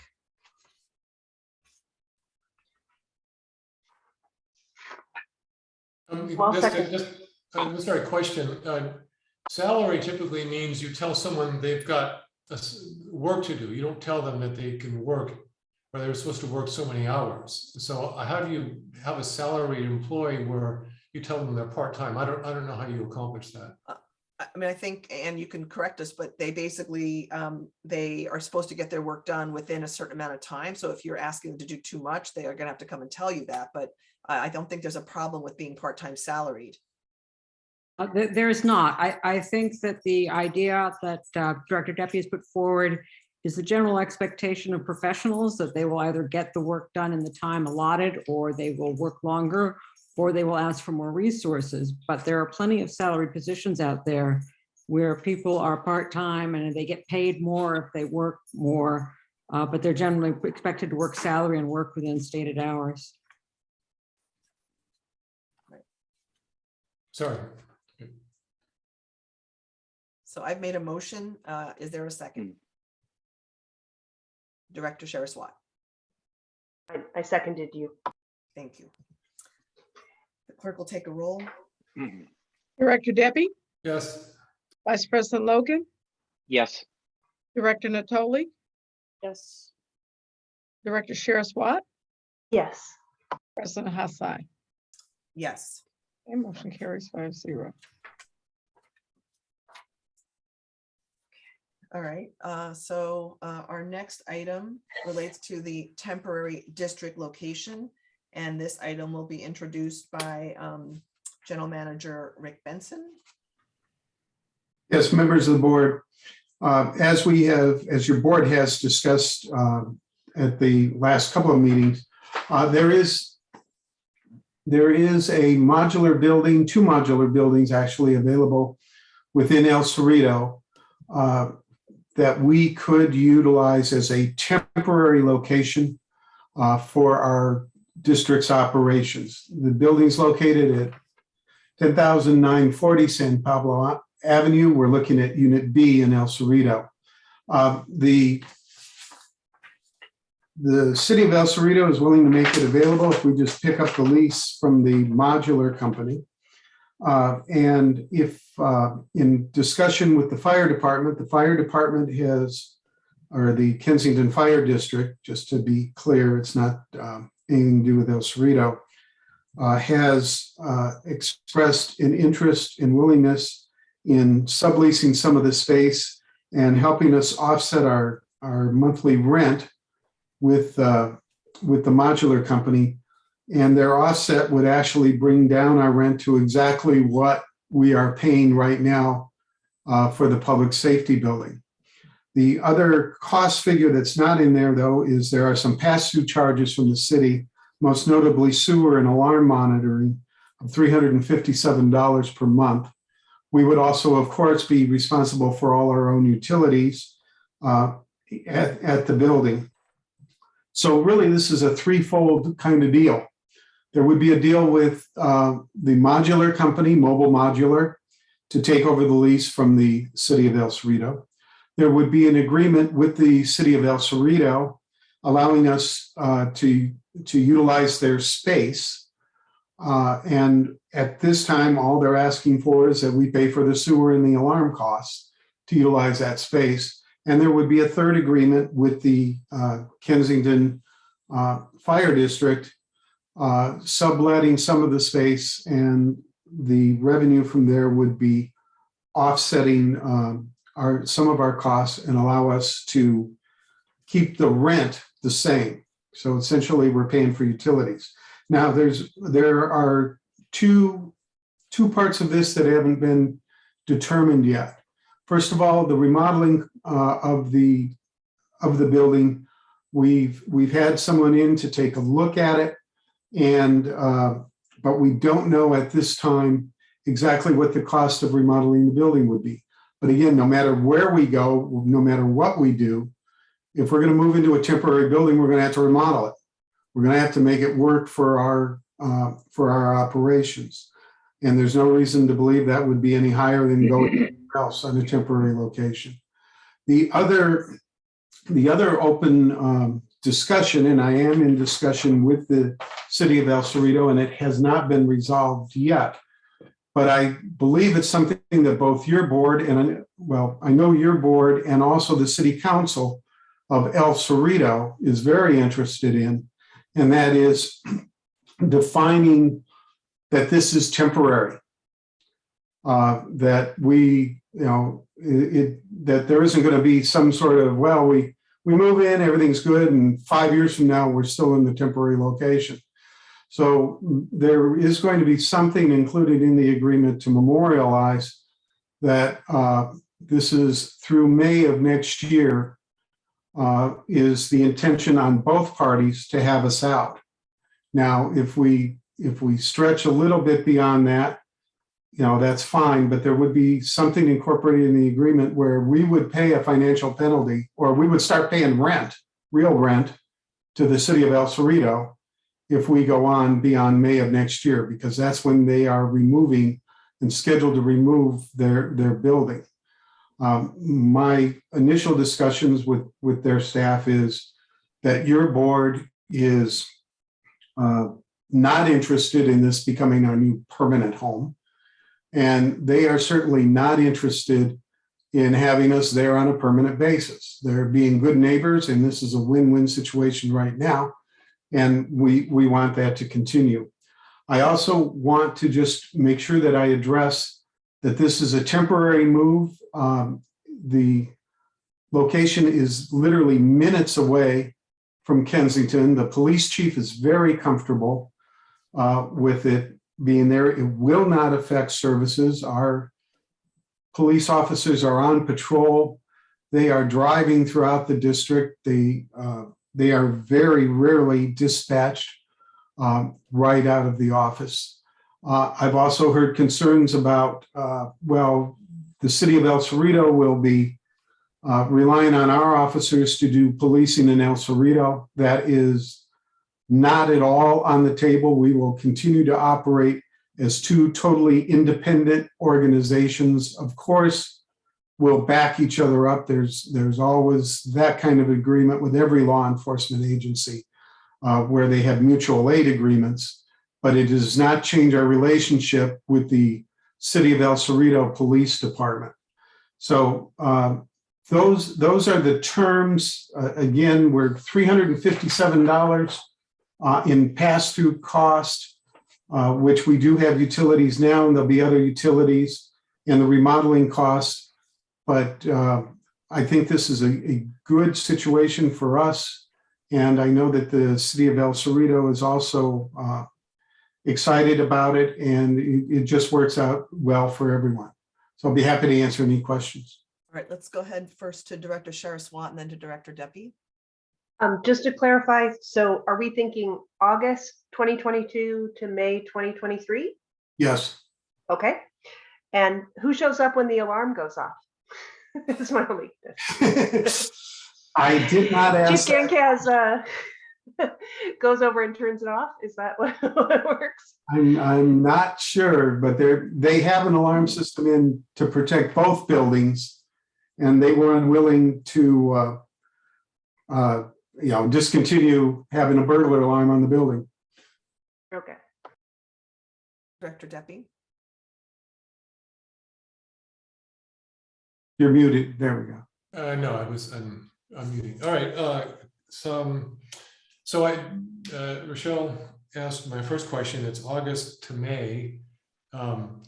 What kind of, I mean, it's absolutely temporary. No one wants this permanent, but it's also counting on construction being done by a certain date, especially a public safety building and something that hasn't even started seems, well, it's, a little questionable. So let's say it goes beyond May. It's not under our control whatsoever. What are the penalties? What kind of cost are we talking about then? That's currently under negotiation, but what we were looking at is that we would potentially have to pay a rent of approximately $1,500 a month. But again, I hesitate to say that that's a firm number. That's something that we've been discussing with staff, but it has not been, that number has not been run through their city manager yet, nor has it gone to the city council. So that's the negotiation number, but that would be the ballpark that I was looking at. Is that number based on a cost to them, or is that just they wanted to give us a number so we don't stay longer? Because we're not going to stay any longer than we have to. That's obvious. So if it's just if it's a number to discourage us from staying, I think that's unnecessary because we're not going to do it. So I'm curious, is that a number is that what their cost is, or how did that come up? There are some additional costs that they would have if we stay longer, as far as their obligation to remove the building, because there's costs for removal. And actually that cost is to have the company come out and do 2 moves would cost additional funds. And but again, it all depends on what we end up doing with the modular company. But they were initially looking at one figure, and I broke it down so that it would be more palatable, but still significant as a motivation for us to get out. Again, we don't need a motivation, and it's not like, hey, we're gonna have to pay $1,500. Let's go hurry up that renovation of the public safety building. That's not going to happen. Mm-hmm. So I think you need to explain to them that it's a situation that's completely out of our control. So if it's meant to be punitive and hurry us up, that's not going to do any good. We're at the mercy of when that public safety building gets completed. So I would go back to them and explain that we don't have any intention of being temporary or permanent. We want to get out as soon as possible for a number of reasons, and just make it clear to them. Let me just get some clarification, because I think one of the issues, if I understand correctly, is that the lease for the building for the modular for the city of El Cerrito expires next May. Yes. So that's part of it, is that there's already a lease term in place.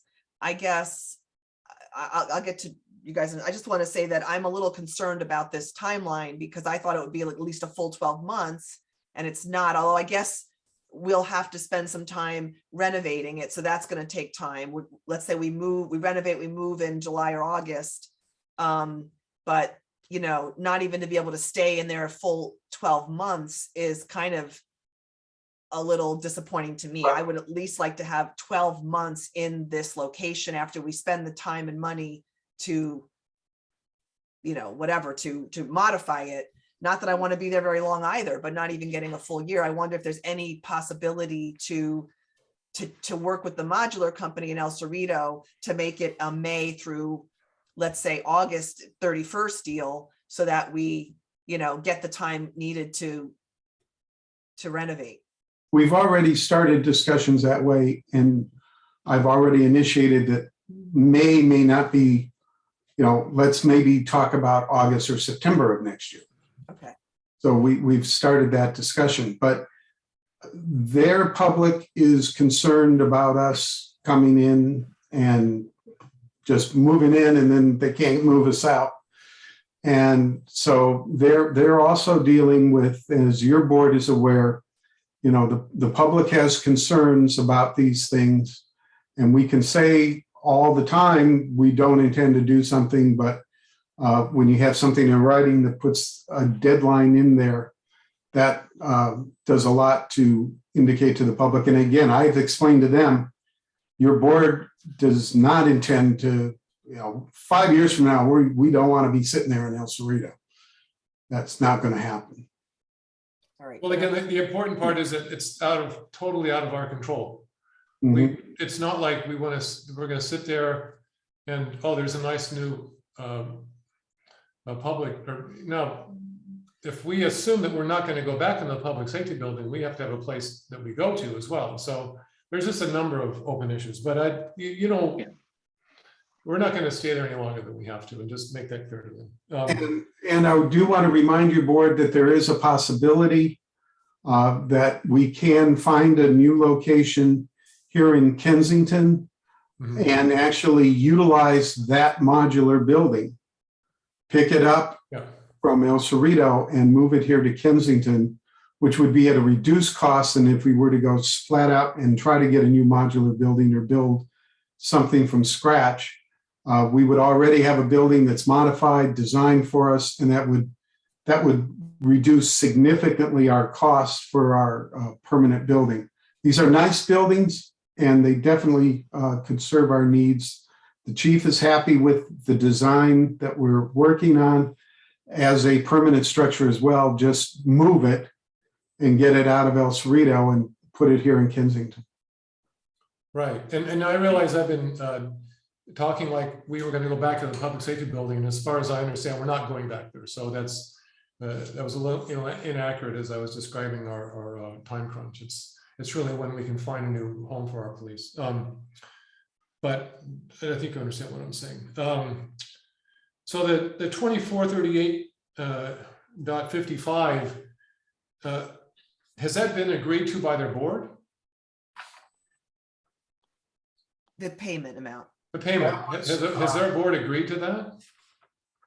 I did not watch their board meeting yesterday. I know their board is aware of that. I watched the meeting. They didn't. That was not on their agenda. So, Okay. And I wouldn't have expected it to be. So that's the number that's been bounced around, and that's what we're proposing. But we don't have. Their board hasn't agreed to it, at least in a public session. No, their board has, again, you get a little of the chicken and the egg. No, I know. Do it either. Just want to get it clear. That's the number. That's the number that we are discussing at a staff level between the manager of the fire district and myself. Yeah, just want to get that clear. And what you say, you don't know the cost of the modifications, but do you have a ballpark? It's kind of it's a little weird not even to have a ballpark on this thing.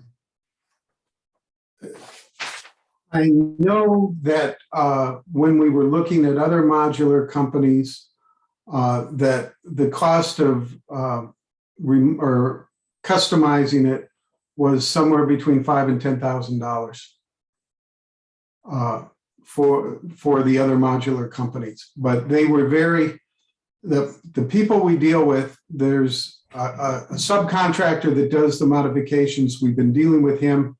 He will not in any way, shape, or form give us a number. He gives the number to the modular company, and then they give it to us. And when would you have that number? I'm hoping to have it next week. But I mean, like 50,000 would be an extreme upper limit. Yes, yes. Okay. I mean, I'm hoping it's not that, but just get an idea. So my only comment on this is that, I mean, the number makes it obvious that they're going to do something to try to get our rent back to what we're paying them now. But I would not want this to be, I guess, construed or any kind of assumption on our part that that's the limit of the financial help that we would want to ask for from the fire district, because I think there's going to be a lot more costs that we're going to incur, far more than just a yearly payment or a monthly payment of $2,400 for a year. So I would just want to make it clear to the fire board or fire district, if we do go forward with this, that at least in my opinion, that won't be the end of our asks as far as financial help from them. Can I go to Director Logan? Yeah. Go ahead. Yeah. Okay. Yeah.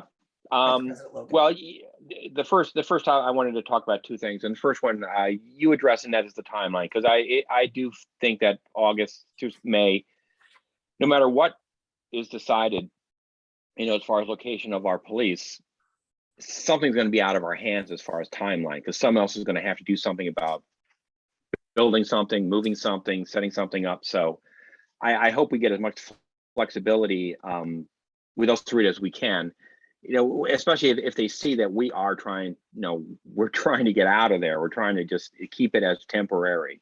So that was my first, but that's been fairly well addressed, I think. So My next one is just basically specifically, I mean, not specifically, but more general, what are we voting on in a sense? Are we voting on, Rick, for you to do, how many agreements are you then voting to set up? I mean, we're talking about setting up one with the with the modular company and another one with El Cerrito, and how many agreements are we setting up here at this point? The city of El Cerrito, the modular company, and the fire district. Okay. So in a sense, we'll be voting to approve you setting all three of those things up tonight. And to do it as described here, and if it isn't as described here, I don't have the authority. Okay. So with the cost of the modifications, that's being done through the modular company. Yes. And so you're saying that the upper limit so far that you've come across on that is $10,000. That's the ballpark that I've seen. If your board wants to give me a limit on that, give me like a $15,000 modification limit. Otherwise, I need to come back to your board.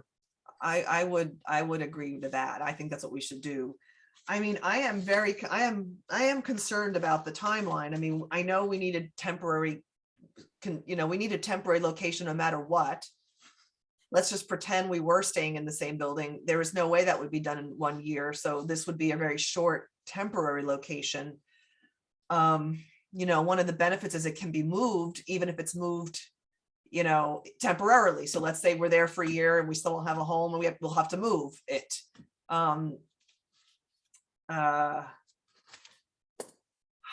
I wish there was a space that we could just agree to move it now, and just then we wouldn't have to worry about leaving so fast. That's kind of a lot.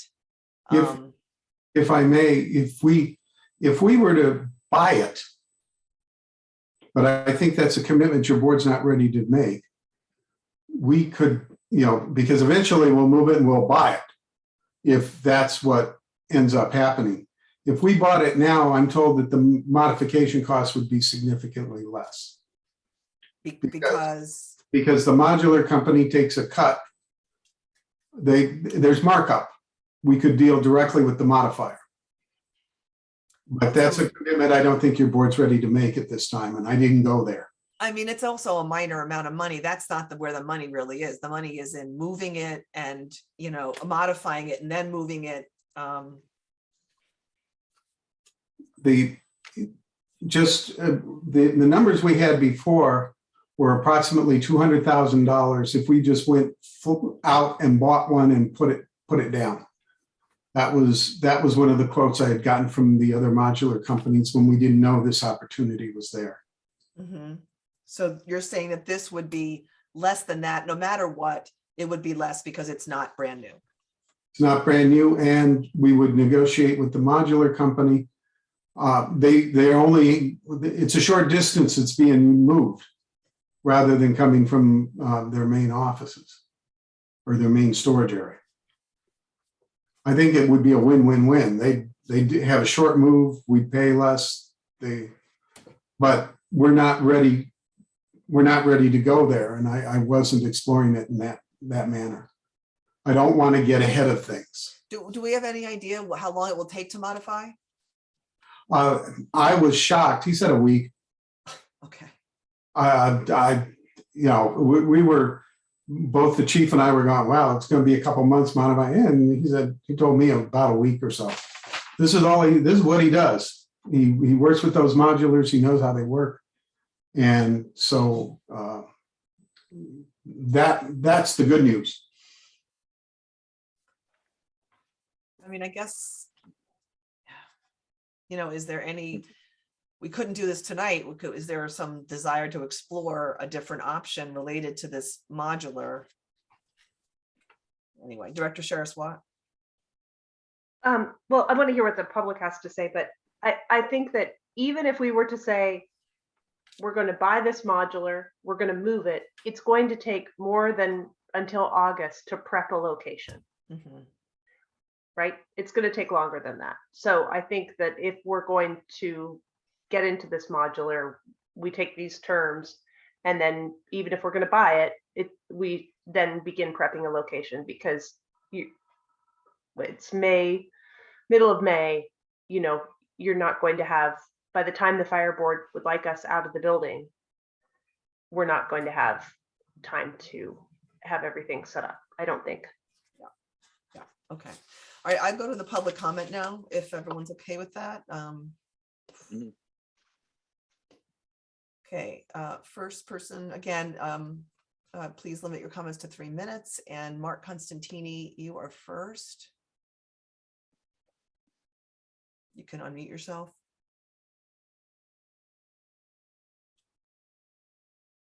Good. Hey, sorry, I stepped away.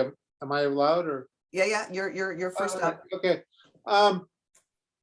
Just to a couple of things. First of all, I have deep experience with portable stuff in extreme situations. Being a journalist, that's how we used to do it. I would not dispute the general manager's quote from the. I don't know if you disclose the name of the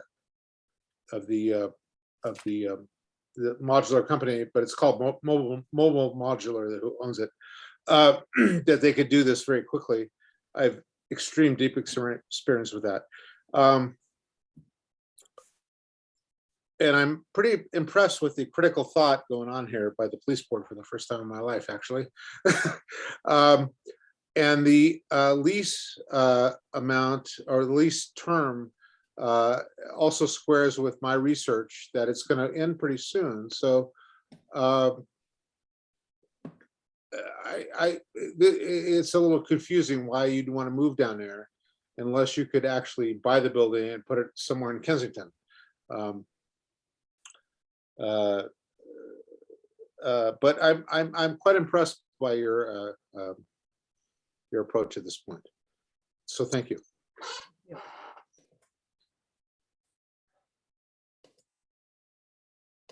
Danielle Madugo, you should go ahead and unmute yourself.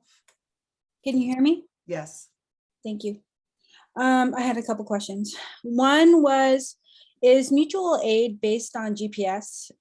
Because does that mean that our units could be assigned to El Cerrito incidents as they even head up to Kensington? And how will that affect, our community? Also, my second question is, I missed this, but why can't the police join the fire at the church? And then my third comment is, Director Deppy is talking like the renovation is a foregone conclusion and that he has, quote, no control. I want to see him and the board thinking like you are willing to collaborate with the fire district on solutions.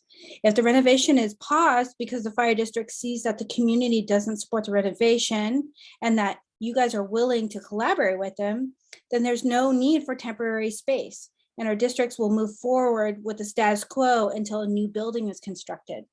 Lastly, the seismic hazard and risk over a short time window, such as the 7 years it would take to permit and construct a new building, is lower than the longer window, such as 50 years that you'd be in a building. Is the residual risk, seismic risk from keeping the retrofitted building so close to the fault higher than the total residual risk of staying in the building for several more years while a new building is constructed and then moving to a building farther away from the fault?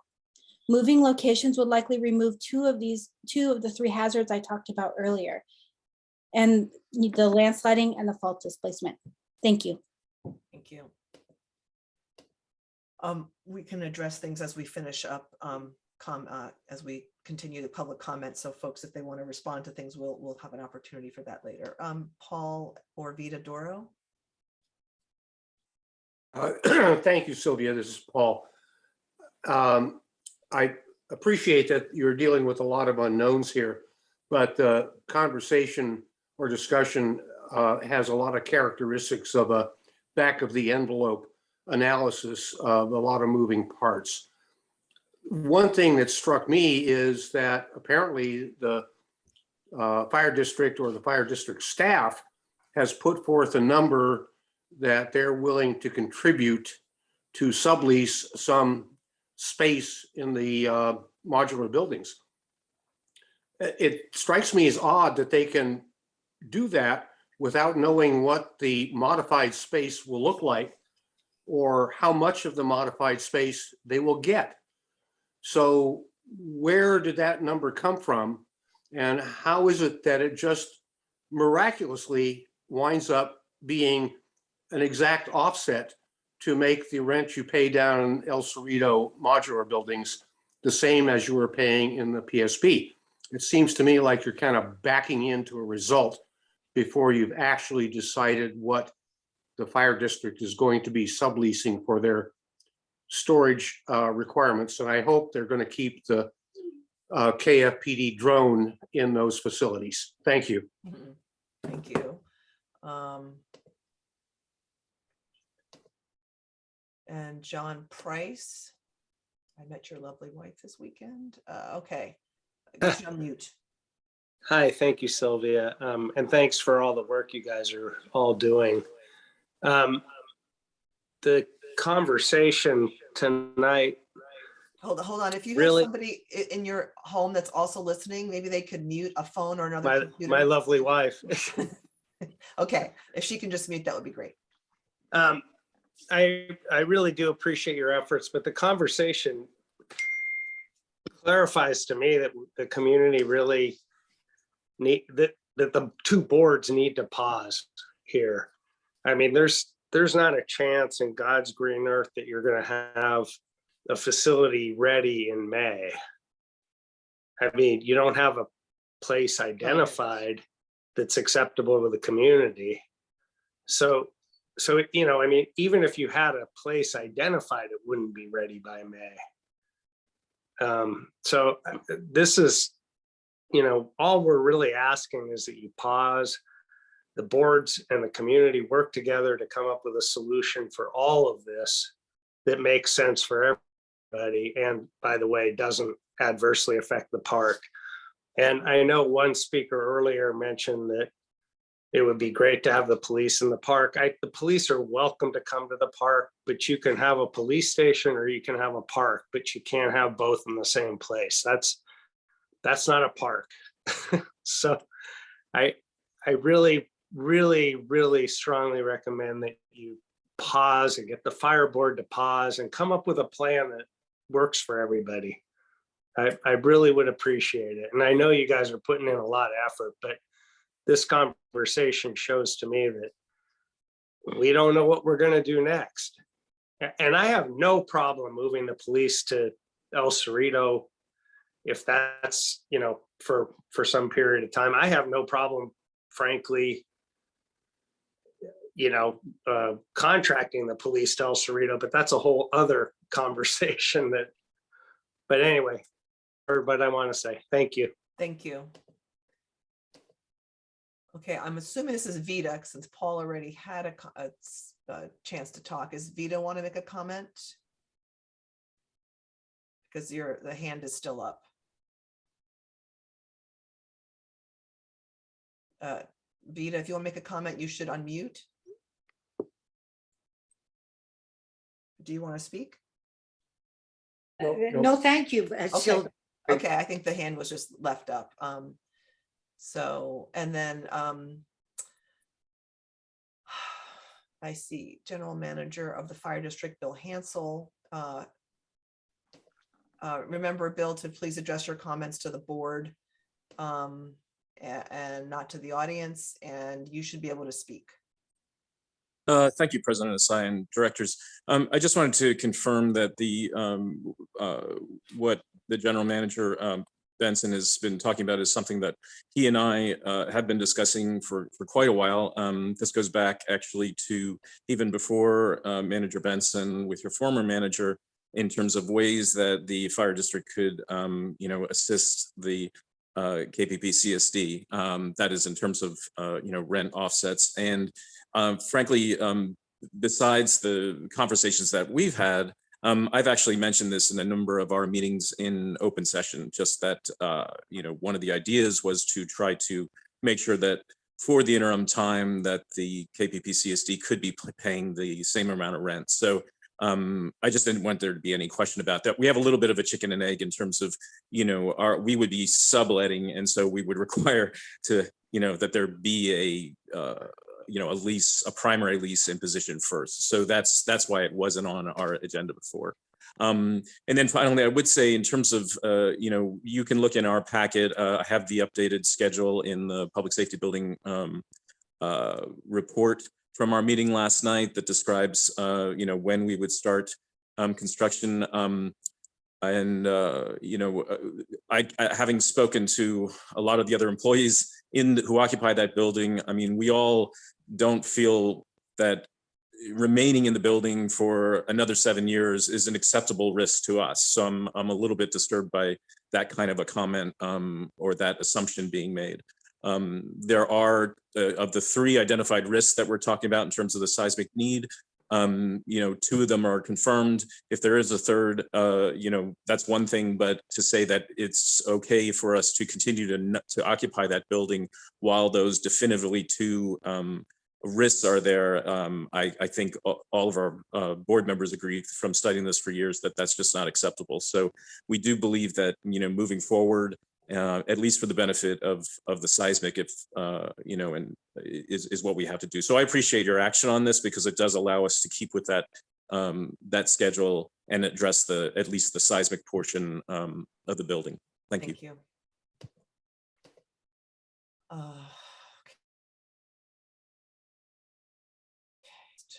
You should unmute yourself. Okay. I think the board is on the right track to figuring out where to put the police department. I'm hoping that perhaps the parking lot might be used as a place to put a permanent modular building. We do not need to pause. The community has been informed for several years on the need for renovated buildings for the new code requirements for both departments. And I think you just have to keep your eye on the ball and keep the process moving forward. And I'm in full agreement with General Manager Hansel on this. Thank you. Thank you. John Gaccioni. Oh, sorry. Hold on a moment. John, you should be able to speak. You unmute yourself. Now I'm unmuted. Thank you. Yeah, I want to comment on a couple of things. I question the people who bring up that they are speaking for the community. I don't believe that at all. There are many views in the community and they're not being expressed. I don't see any reason to pause the progress that's being made on the renovation of the public safety building. I think people are commenting now about pause because they're just getting to see the scale and the complexity of the problems that both districts are facing. There's no easy solution here.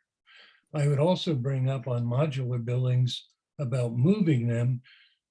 Caution you on your time because moving the utilities, moving the communications, moving all of the other backup information and systems takes longer than you would imagine, especially if there's no utility hookups of the site where you may be moving to.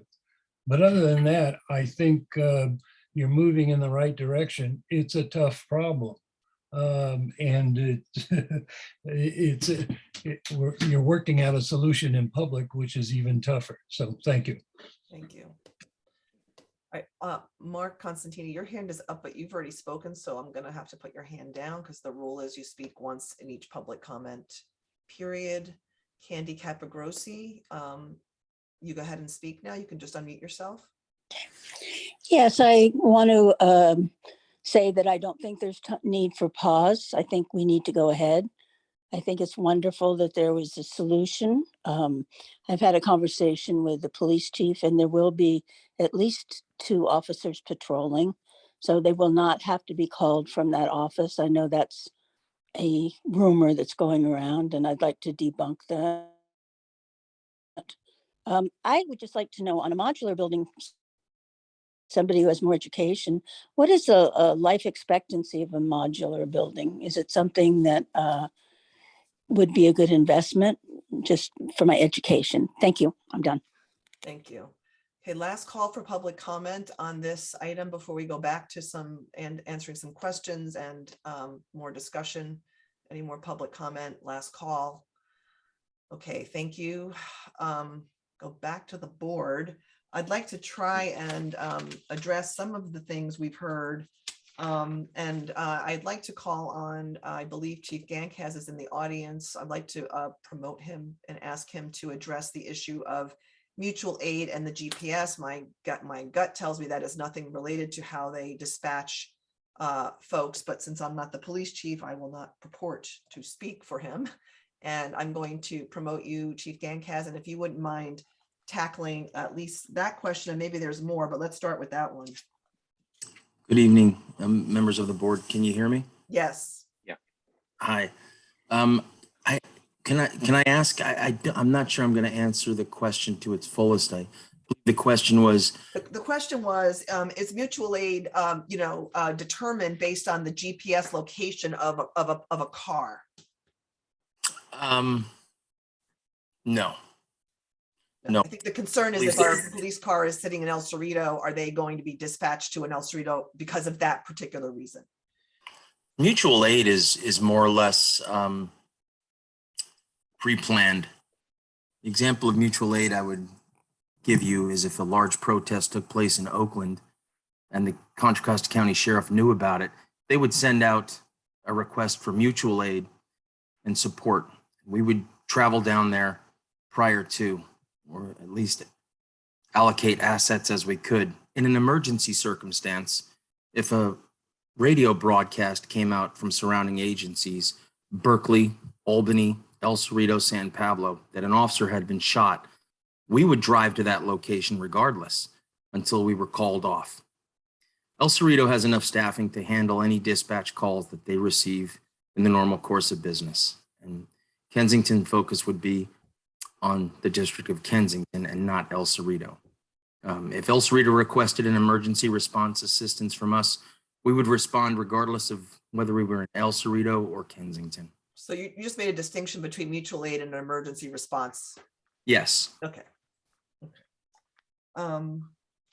Is there anything you want to add while you have me here on this discussion about the location? Or, I mean, I think that you've answered that question in particular. I think the location I didn't find to be a problem. I've driven the route several times at different times during the day. Straight up Mosier takes about 4 to 6 minutes to get right to the public safety building from that modular. I think it's a win-win for the district and the police department, the community, for the employees as well to occupy that building. It's a very good sound option, in my opinion. Okay, thank you. I will take you out of the queue now. Eileen, Director Natoli, do you have something for Chief or just something? Yes. Could Chief Gankaz just discuss the timeline for communications? And if it's possible, if we were to buy the mobile unit or the modular building in El Cerrito and move it to Kensington, can that be done simultaneously, so to speak, in one day? Or what would be needed? Would you need some temporary orders while this communication and the building are being connected? Well, we would pre-plan the communications transfer down to El Cerrito for our temporary move. And that's not that difficult.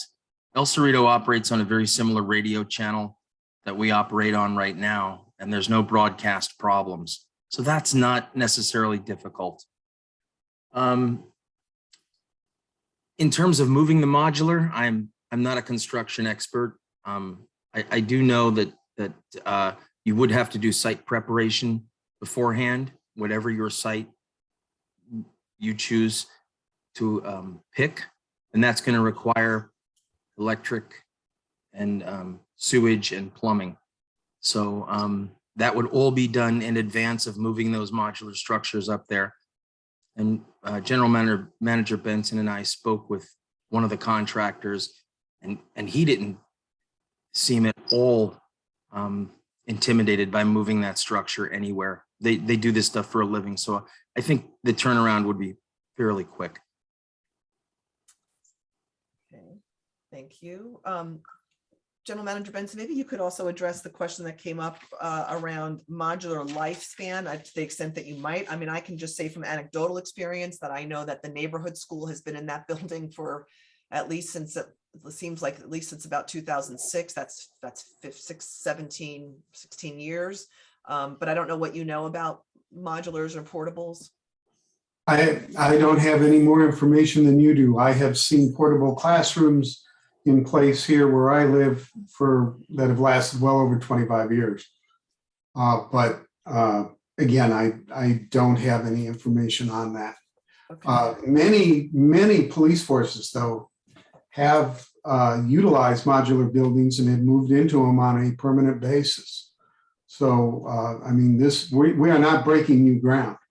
I've seen many different, they use it in their advertising materials, these modular companies, that this is a good solution for many, many departments.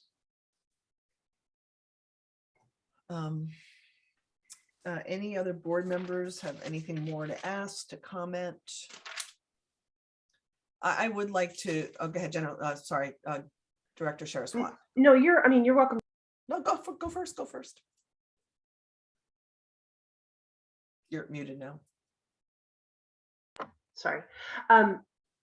For Ms. Capagrossi's kind of comparison, when the fire board was talking about building a joint building on the hillside there next to the library, the cost of that building was $10 million. So if we could get a modular for 200,000 and then a site, prepared for $1 million or under, we would be incredibly, our costs would be very much lower. As for people wanting to put the pause on this decision, the fact is, I think whether or not, and Director Deppie has fought, I will say, longer and harder than any board member to keep us jointly together in the public safety building. So no aspersions should ever be cast on his devotion to that idea or his willingness to go back to it. And whether or not we end up pause in the community, somehow we're together in that building jointly, or that is a building for only the fire department, excuse me. Everyone, I believe, all agrees, we recognize it must be renovated. So we must move out at some location at some time. It seems sooner is better. We want it to be safer as soon as we can make it safer with whatever plan. So I support going forward with this tonight, and making sure that the costs seem very sensible and giving the GM a $15,000 allowance. I would just like to also just address one point that keeps being made up over and over again about collaboration. And we've been working on this, I can't even quite trace to when, but several years. I think the first public meeting the fire board had on their the first drawings and plans might have been 2017. I may not even have been on the board yet. That would have been before 2016. So it's hard for me to remember, but we haven't agreed. Go ahead, Director Sharaswat. I started in the fall of 2015. Okay, and that's when they first brought in their first consultants, was the fall of 2015. So this has been going on for a really long time. It's been going on in public. There have been public meetings. There have been the regular board meetings. There's been joint meetings. And I think, as you probably know, the community and the police board has tried for a long time to stay in that one building. And I will admit that I also kind of came to the conclusion after listening to both chiefs and after time that I think ultimately, I don't think it's going to work out that way. But I do also believe that we have been collaborating. We have been working together on this. The chiefs and the GMs, prior to this chief and prior to this GM and prior to the previous GM and the previous chief. I mean, starting with Kevin Hart and Ricky Hull and Steve Simpkins and Steve and Chief Schuld, Walt Schuld, including Chief Gankaz. Those are 5 different chiefs that have been part of this process. And, you know, I could name the general managers too. So I just want the community to try to understand we have been collaborating, but, you know, the answer is not what people want and not what maybe we wanted initially. So we do have to, I agree, no matter what was going to happen, we had to move out of this building, and this does seem like a good solution. I would like to request that this be made at least a full 12 months from our move-in. So September, you know, May to September or June to September would be a much more desirable result. It's still probably not long enough. And if you could push them into like December or January of 2023, like 18 months, would be really better, a lot more breathing room. But, you know, agreed, we don't want to be there, but we're gonna, you know, so I also agree with a $15,000 limit on the cost of modifications, which then takes away, I think, the only charge that's not really known. Otherwise, the charges here have been known. And I also want to, I know that there have been some plans drawn up for the modification. So folks who are wondering about, you know, how we come up with all these numbers and what the space, is there going to be space for the fire board? There is a modification, at least a draft or something that has been done. That's how we know, you know, it was going to work. And the chief has been working with the general manager and the company to create that plan. I think that's the end of director comments, unless anyone else has any more comments or wants to say anything further.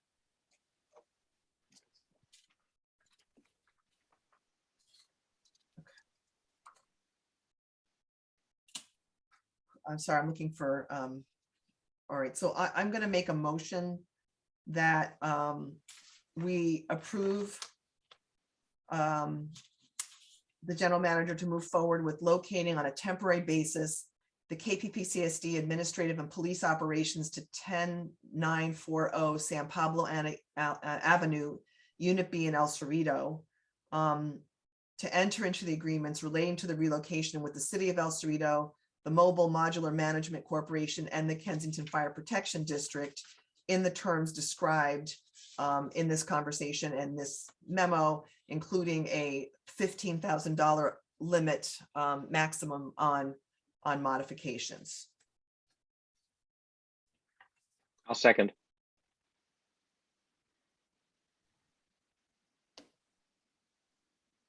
Director Deppie, Yes. Vice President Logan, Yes. Director Natoli, Yes. Director Shears-Watt, Yes. and President Hassan. Yes. Motion carries 5-0.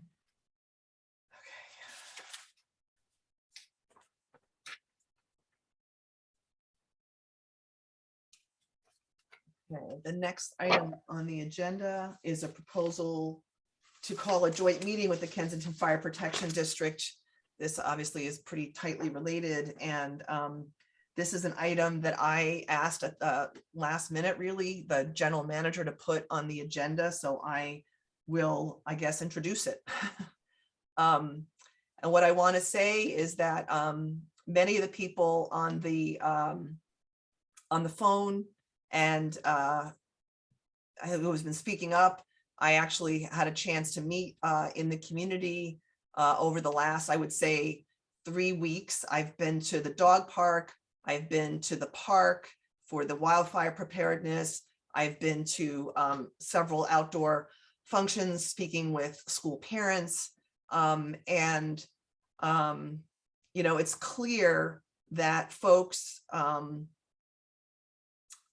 you know, are taken aback and certainly upset over the various proposals that are there. And clearly the idea that even looking at locations in the park is what triggered probably a lot of the interest. And I feel like it's really important that the public who hasn't had a chance, who has not been following this as closely, we forget sometimes that we are really steeped in these details. We've been doing this for years. And, you know, I know there are public meetings, but honestly, you know, for a lot of folks, they're just not that interesting. And you know, folks just didn't realize what was going on, or or, you know, I've heard people say, well, if it was going to be 303 Arlington care, I do think it's incumbent upon us to help the public kind of catch up to at least where we are and how we got there. So what I was trying to propose, and the reason I proposed it as a joint meeting, is something similar to what we did in 20, I believe it was late 2019, which were presentations by, in particular, the chiefs about their needs.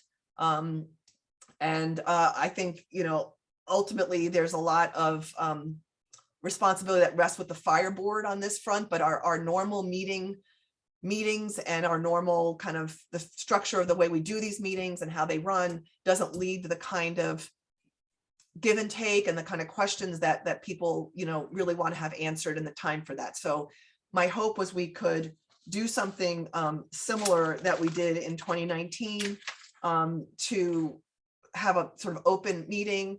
And I was remembering that we had a facilitator, which made things, you know, move pretty smoothly. That we certainly had presentations by staff, particularly the chiefs. And of course, if their general managers want to speak, if the architect, you know, wants to be part of that, I think that some of that has a negotiation with between the staff of the general, you know, the general managers to come up with the final kind of proposal. You know, we could talk about the police chief could talk about the police department's needs, and again, maybe give a chance for you know, a more thorough explanation, and you know, with large scale drawings and things like that for something like this. And again, I made it a joint public meeting so that directors would not be unable to also participate, whether we're all at a dais or not, doesn't really matter. I feel this is more for the public, but it would allow for directors to be part of it. So that's what I was aiming for here. I'll ask certainly my directors to now be able to ask questions or comment. Director Sherriswat, I think your hand was up first. Quick question, just the fire board needs to vote on this, is that correct? So that would Yes, mean they haven't. it would have to occur after June 8th. Okay, I just want to Yes. verify. Okay. Yes, Director Deppie. You sort of answered my question about what problem you're trying to solve, although I disagree that there's a need for a joint meeting. The last time we had a joint meeting, we had a facilitator, we had a lot of presentations, we had some discussions. I think there was some vague agreement that the two boards or the two general managers would try to work out. And the next thing we knew, the fire district said that there was no room for us in the public safety building. We wrote them a letter, our general manager wrote them a letter requesting space. They haven't even answered it. So my feeling is a joint meeting just for show is useless. It's actually worse, because when we had that joint meeting previously, I think there was hope that there would be some kind of a consensus reached or some agreement, and there was none. In fact, they just basically ignored everything that we presented. So I could see if you wanted to have a public forum where the general managers and the chief of police presented. But if we want to have a joint meeting where we're talking and discussing, then I'd probably want to discuss how we got here. I'd want to have a discussion about, say, the fire department's needs versus their wants. I think their current design has a lot of fluff in it. I do think they could probably find space for some amount of police in the building, but they're not going to. I don't expect they're going to, and I think that's why we're moving ahead with our plans. And so I would prefer strongly, just if you want to do something like this, have a public forum, and then it is more free form. People can get up and talk, and our general managers can present, the chief of police can present. We don't have the boards having to get into a discussion about how we got here, whose fault it is, because I think there's some disagreement about all that. Not everybody agrees on the whole history and the process and what should be done. And I think that would detract from just the general information presentation. I used to have a manager who would let this one employee come in and rant all the time. And I would ask him, why do you do that? He says, oh, well, he's unhappy and he likes to rant, and he'll go back to his office and be fine, but that's not the case. He didn't want to just rant, he wanted changes done. I think people who are asking for a joint meeting, they just don't want us to see us in the same room and hear the same things that we've said at our meetings and the fire departments have said at meetings. I think a lot of people are hoping a joint meeting would have a different outcome. That's what's happening now, and that's not going to happen. The outcomes are not going to change as far as I can tell. I don't expect they would. I don't think anyone on this board expects that the outcomes would change.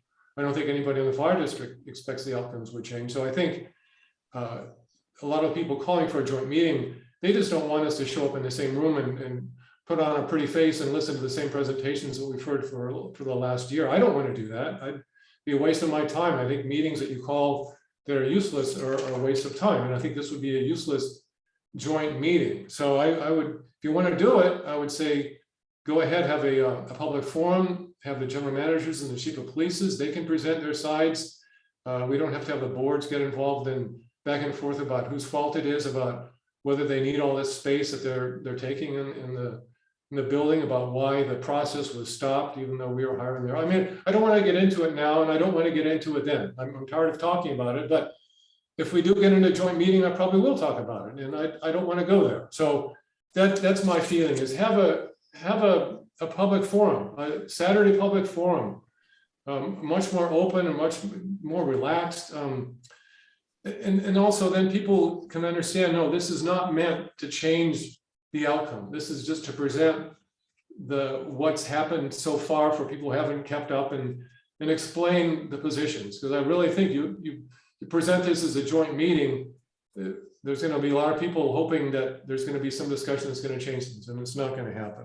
I guess maybe I should have said a special meeting. The only reason I did that was that if board members speak, if anybody wants to speak, if it's not agendized that way, you cannot. And so the expectation could be set that it's a public forum, but just technically it would be called as a special meeting or something. And I think the public is going to ask a lot of the questions that you've posed, and I think they're going to be asking both chiefs, to sort of prove why they need what they need. And I think if I think the community has to be convinced, that it's legitimate. And there may be some disagreement. I think, like you said, I think I've also come to accept that Chief Gankaz believes there's benefits to the space that he will get in a separate location as well. And I think that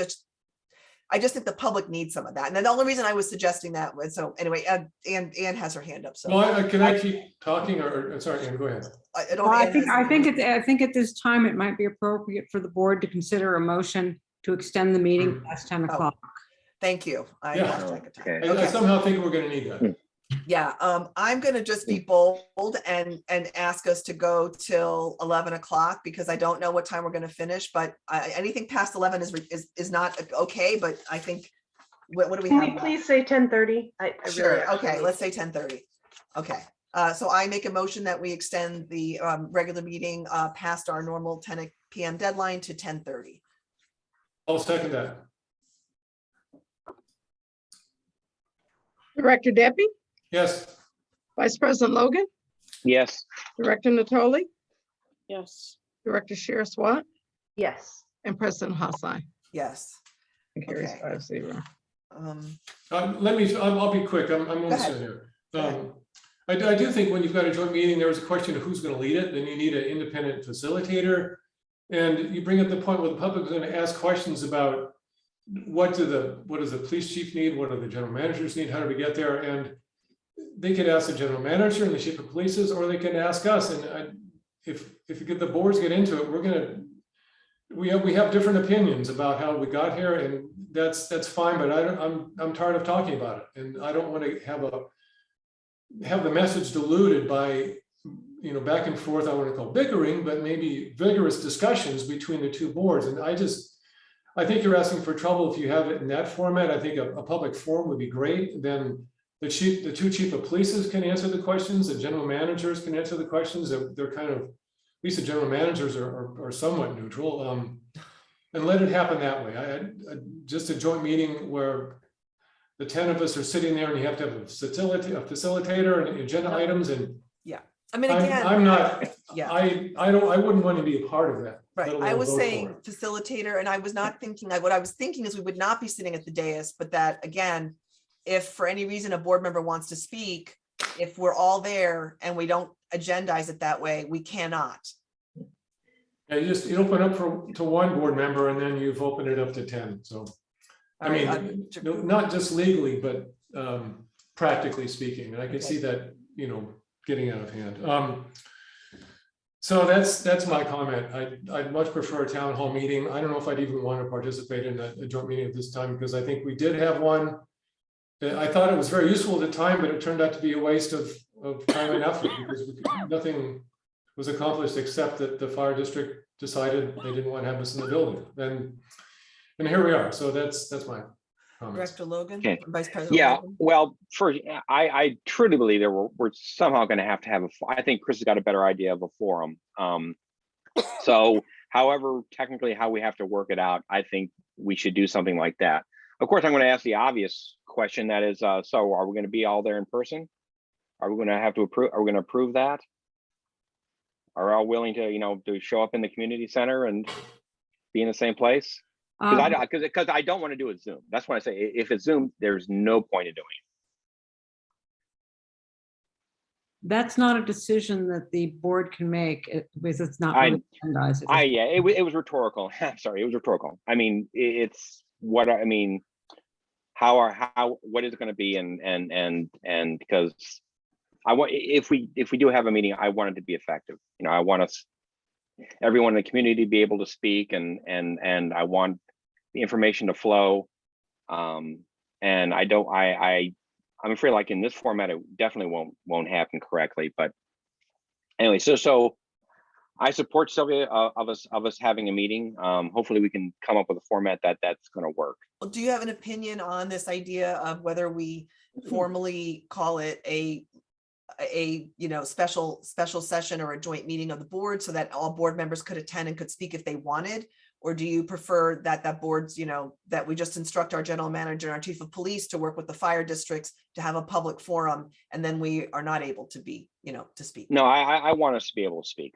I mean, if I'm there, I want people, I want to speak, and I want people, if they want to ask me or the board's questions, that we can speak. And obviously, if there's 3 of us from either board, we'll have to have it agendized. So Right. Directors Natoli and Sheriff Watt, do you have any opinions or thoughts on that? I think that there have been enough public meetings, frankly, over the past several years on the issue, that I really don't think we need yet another meeting on this. I think it's been pretty clear from the past meetings, starting in 2018 and even 2017. I remember being at some of these meetings where some of these challenges have been addressed and answered. So I don't feel the need for a meeting. If you think that a meeting is needed, I do favor just having a public forum with the 2 chiefs talking about what their needs are, what the current regulations are, and I don't think the board needs to be involved with that. Director Sheriff Watt? I think that we've got a lot of new public input, folks who have been, understandably overwhelmed over the last couple of years and haven't paid attention. And so I think that we probably should have this. And I think you probably should go public forum, but agendize board members, and then not require that all of us attend. I think board members can choose whether they're going to attend, but I think the fire board, I'm just going to presume that they'll at least have 3 people that might want to speak. They often have it at our meetings. So, but I think that it's optional for board members to attend. Okay, let's take some public comment on this, and then I know we have to move things along, and I gotta keep an eye on, let me just see what else we've got going on. Agreement. Actually, no, it's not too bad. Okay, so let's get some public comment on this. And now for some reason, I have to say, I cannot see the participants any longer on my screen. I see Mike, when I look at attendees, I see Chief Gang. Oh, I know why. Never mind. I can fix that. Okay, great. All right, great. Kathy Garza, you're up first. Go ahead and unmute yourself. All right, thank you. I want to speak in favor of this idea of a joint meeting, and I do think it needs to be a joint meeting so that we don't violate the Brown Act. I agree with the comments. I was at the meeting at the church in 2019, the joint meeting. But I think that at that time, it was still a concept that this was going to happen, a far away and no way kind of idea that we were hopeful that some resolution would come to pass. And now that we have seen, the community has seen that the rubber is hitting the road here, more people have gotten involved. It's personal because it affects kids. It's potentially affects all the families. I think it would be a big mistake, and I think it would be a sign of you missing your public and where they stand on this, on wanting more information, wanting to find a solution, and wanting to hear from you. And I agree that it needs to be in person. Thank you. Thank you. Sneha Patel, you're next. Hi, thank you very much. I would like to extend my support for this proposal to hold a joint meeting and thank you, all of you directors, for showing up if you're willing to do that. I think Director Sherris-Watt is right. Many of us have been overwhelmed over the last 2 years, have paid little attention to public matters while we've been trying to hold the fort down with our families through a pandemic and through the horrors of distance learning and the joys of distance learning. I want to acknowledge the huge amount of effort that is going into all of this evaluation and the knowledge that sometimes both boards find themselves caught between a rock and a hard place. I do think that it is incumbent upon both boards, as Director Hassai mentioned, to bring the public up to speed now with where we are, how we got here, and what next steps are, and allow the public the opportunity to question that, to come up to speed, and to express their opinions. This is a small community, and while in a larger community, decisions could possibly be made and implemented, in a smaller community, change management is of the utmost importance. And I strongly believe in the value of change management if such changes are to be made, so that we stay together as a community. That has been one of the biggest things about Kensington, the unified approach, the community feeling here. So that's important to all of us. I fully support this and thank you for it. Thank you.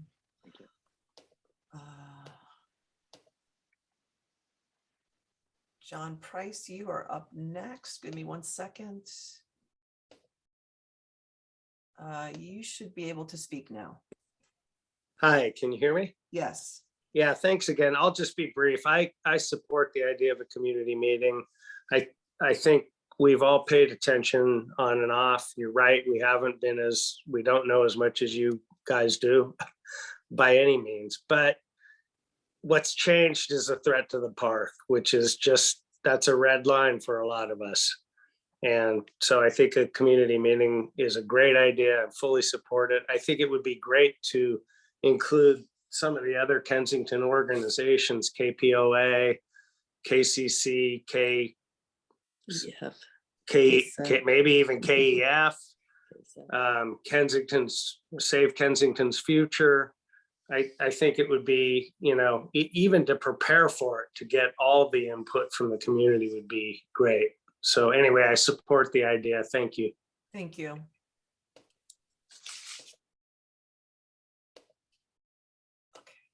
Anthony Knight, go ahead. Yes, hi. This is a hot button agenda item, number 7, that we're discussing now. And I have to wonder, as I do a lot when I look at these remote meetings, who's in the room? How many people are in the room? And I'd also like to know whether the fire board is present and listening to this. Who is participating in this very seminal discussion this evening? Could you at least? I will answer the question because I've already given out the number of people. It's 44. And the 2 fire board representatives that I see here are who already spoken was Bill Hansel, the general manager. And earlier I mentioned that Larry Nagel had been at the meeting, and I believe he's still here. I don't know. Julie Stein is here, and Larry Nagel, and I think that's it for right now that I could see. If I'm incorrect, somebody I'm sure will correct me. Anyway, all right, so let me get to back to the public comment. Sylvia Ellsbury. Go ahead, Sylvia. Hi, Sylvia, you know that I support everything that you said about this item, but I totally get what Chris is saying as well. I completely understand his feelings about it. And I was just wondering, and I also agree with Mike that it needs to be live. So I was wondering, could it be 2 directors from each board plus chiefs plus GMs? So you have experts, so to speak, not that you're not experts, but whatever, you know what I'm saying. And that's not a Brown Act problem because you don't have, you know, too many people. And also if fire says no, which could happen, I still think you should press forward with a public forum. People need this, you know, and they're going to keep asking for it. And doing it is not a concession to anybody. It's not a concession to the pause people. It's not a concession to the go forward people. More information is better. And so I really hope you'll go for it. Thank you. Mark Constantini. You can unmute yourself.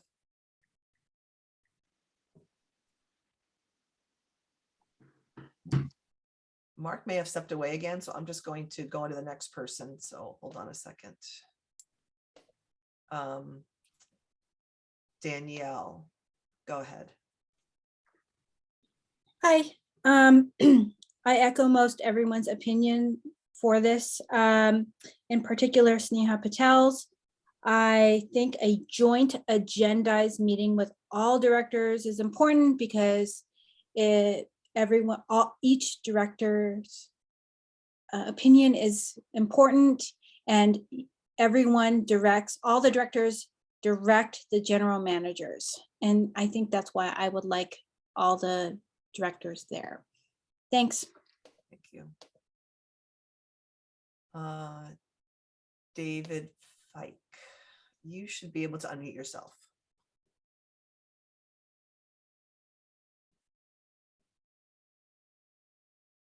Sorry about that. Can you hear me now? Yes, thank you. Great. Yeah, I'm sorry. I was driving. I had to pull over and make sure that I could unmute while doing that as well. I really appreciate the opportunity and appreciate all that you are doing with this late night evening. And I really want to applaud this board for grappling with this issue of public engagement. And I would agree with what Director Deppe was saying earlier, that the public in coming together at such an event would have an expectation that it would be more than simply conveying information or explaining past decisions, but that it would actually be about reassessing options.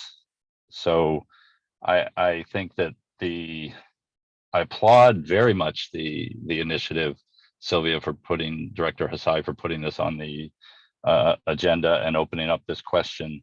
And I think that, as one of the other callers said, the agenda and the objectives of such a meeting, however the logistics of it being a joint meeting of the board, agendized for Brown Act reasons, or a town hall, however the format needs to land, the agenda and the objectives and the topics and the materials really should be developed jointly by elected leaders and the volunteer leaders of the many organizations in Kensington that help this be such a vibrant and engaging and wonderful place to be. And I would, of course, concur with what so many others have said, that it has to be in person. It really doesn't serve the needs that we have today if it were to be on Zoom. So I'll end there, but just conclude by saying I think that if you do, however the format is that you do it with the boards jointly or as a town hall, it really should, I would be very much opposed to it being a bring the two chiefs, bring the general managers, have them explain. These boards are their bosses. This community is the policymakers and the decision makers. And we really need to have an open discussion that isn't just about, you know, the so-called experts telling us what the needs are. I think Director Deppie's comment about the open questions that he has around the difference between what the fire board's needs and wants are exactly the kind of questions that the community is asking, and why the forum really needs to be focused, I think, on more than just telling us why it's a good decision, but having a reassessment of options. Thank you very much for the time. Thank you.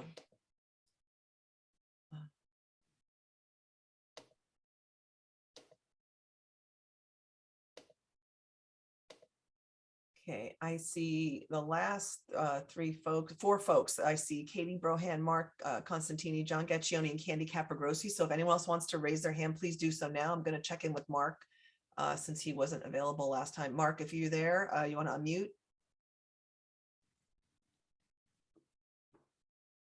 Thank you. Sorry about that. No problem. Again, Sylvia, please interrupt me if I'm speaking out of turn or whatever. Regarding the public meeting, as the parent of a pediatric cancer patient, and who, without exaggeration, witnessed him finding his salvation at the Kensington after school and summer programs, I would strongly urge you to convene a public meeting. I think the people deserve that. You know, I think our kids were a little more high needs than the average bear, but this is important for people like my son, Kenji, okay? I respectfully disagree with Mr. Gaccioni and Ms. Stolen about no need for any public engagement about this. I don't understand why that would be. Maybe they don't have kids, maybe they've not experienced such situations, and I respect their opinions and from where they're coming from, but I don't think that the average human being with a child really could agree with where they're coming from, actually. Really, you know, who would actually think of that? The community is working towards a public live meeting anyway, with or without you. I got to say that. And I don't know if you remember something called the Kensington Independent, but I contributed a little to that with my photographs, and I'm more than, given this horrific concept of evicting children, I am more than, I did journalism for 30 years, more than willing to give everything I have to elevate public awareness about this ridiculous situation, okay? Thank you. And if you want to go big on media, I'll get Channel 2, The Chronicle, everybody in on this. Do what we have to do, but don't evict the children. Or, you know, I'm going to fight you. This will be my last one. You know who I am, and you know my circumstances. I've shared it with you, and this is my last one, okay? But I'm not gonna let you evict children. Thank you. Okay, Candy Capagrossi. You should be able to unmute yourself. I just wanted to invite everybody to the KPOA meeting the 21st, which is going to be on Zoom because of concern with some of the numbers going up. At the end of the scheduled meeting, there will be an open forum if people want to stay on and talk. And this is not instead of what you're talking about, but just to say it's another opportunity. So we'd like to see people there. Thank you. Thank you. Whoops. John, you should be able, John Gaccioni. Yeah, just a thought about the, if we're reassessing our options, it seems that as soon as Building E came into the mix, that really got people's attention and started to look at really what was happening. But I think that we'll find in the process that Building E, as attractive as it is as a space, and it seems to fit the bill for a police station and police in the park, you know, a lot of civic centers have that across the country, but I think it's not probably going to work out because of the access. You can't get through Windsor, and a road down the hill is probably not realistic. So as attractive as it may be as a facility itself, the access is just, I don't think there. It's too bad, but I can't imagine that's going to work out. So it just makes the problem more complex. A public meeting, we've had public meetings, and I guess there'll be more until everybody is sort of on board. But I guess that's what happens. Thank you. Thank you. Okay, last two speakers, Katie Brohan. Hi, can you hear me? Yes. Okay, great. Just quickly, I want to say that I echo everything that was already said by Danielle, by Sneha, by Sylvia. I do ask that everyone on this call and anyone who might come speak at that public forum, which I very much hope happens, to commit to standing at the bottom of the hill next to the KCC building for 1 hour, just an hour, from 2 to 3 p.m. on a school day, before standing in front of all of us and firmly stating that you believe that's the best place for the police to be. I firmly believe that will change your opinion. Someone asked where all of us were these past few years when these conversations were happening. And I know as a parent of 3, well, we were struggling to keep our heads above water, keep our jobs while also supporting our kids' education at home. So that's where we were. And I'll also say that during the pandemic, that park was a lifeline for our kids. I think many would agree to that. It's a fantastic place for it to be right now, but it was a lifeline then. And I think it's important to acknowledge that that is a safe space for kids. That's an important space for kids. So please, again, like I said, take an hour out of your busy days. Everyone is so busy, but take 1 hour and stand there from 2 to 3, and then come and talk to us about the best place for the police. Thank you. Thank you. All right, the last word is going to be Marilyn Stalin tonight on this issue. Marilyn, go ahead and unmute Okay. yourself. Hi. Regarding a public meeting, I'm in favor of some kind of a structured public meeting. I'm always concerned it can turn into a brawl with having attended other meetings that were structured and then descended into, yelling and obstreperous behavior. Secondly, my concern is still about COVID, since we are at a 4.1 infection rate. And if you do have a public meeting, I would not attend, but I would hope that you would be able to have it on Zoom as well, so that people could maybe do either or be able to hear, what's occurring. But I think it is important to have the police chiefs, the general managers, to be able to explain exactly again and again and again why and how you come to these decisions by both districts. Thanks. Thank you. Okay, so I am getting cognizant of time. We have about 20 minutes left, so we need to move forward on this item. Director Sheriff Watt. Okay, just to cut to the chase, I'm going to propose that we actually, I can't believe this, 2 meetings. The first one, a public forum, because you just need an informational meeting to tell everyone, how did we get here to this point? And I think that should be represented with our GMs and chiefs to explain. If board members want to attend, fine, but otherwise it's going to turn into a 7 or 8 hour meeting with folks talking. And folks might expect at the end that we make decisions, which I don't think after, digesting, you need some time to digest. The second, perhaps a joint meeting where decisions could be discussed or made. But the first should just be a public informational forum, and if folks want to speak, because that can happen sooner than later. And I think people need to realize that this may occur after school has let out. I think it would be good to do it earlier, but we just simply cannot. So given the timeline, that's my. Director Deppie? Right, yeah, a couple of points. I think even if it was just a public forum, which I'm in favor of, we've still got some open questions about, kicking the children out. What we've done is hired an architect to look at the feasibility of building E, the annex, and the parking lot. That's where our board is at. So we've got to get some of those questions answered, I would think, before we can even present something. Because right now we're just in the information gathering phase. We might need some board meetings to discuss those findings and maybe decide on a way forward. But right now we're in the middle of we don't know where we are because we're still waiting on that architect's report. So I think scheduling any kind of a meeting is premature until those issues get at least fleshed out and possibly resolved.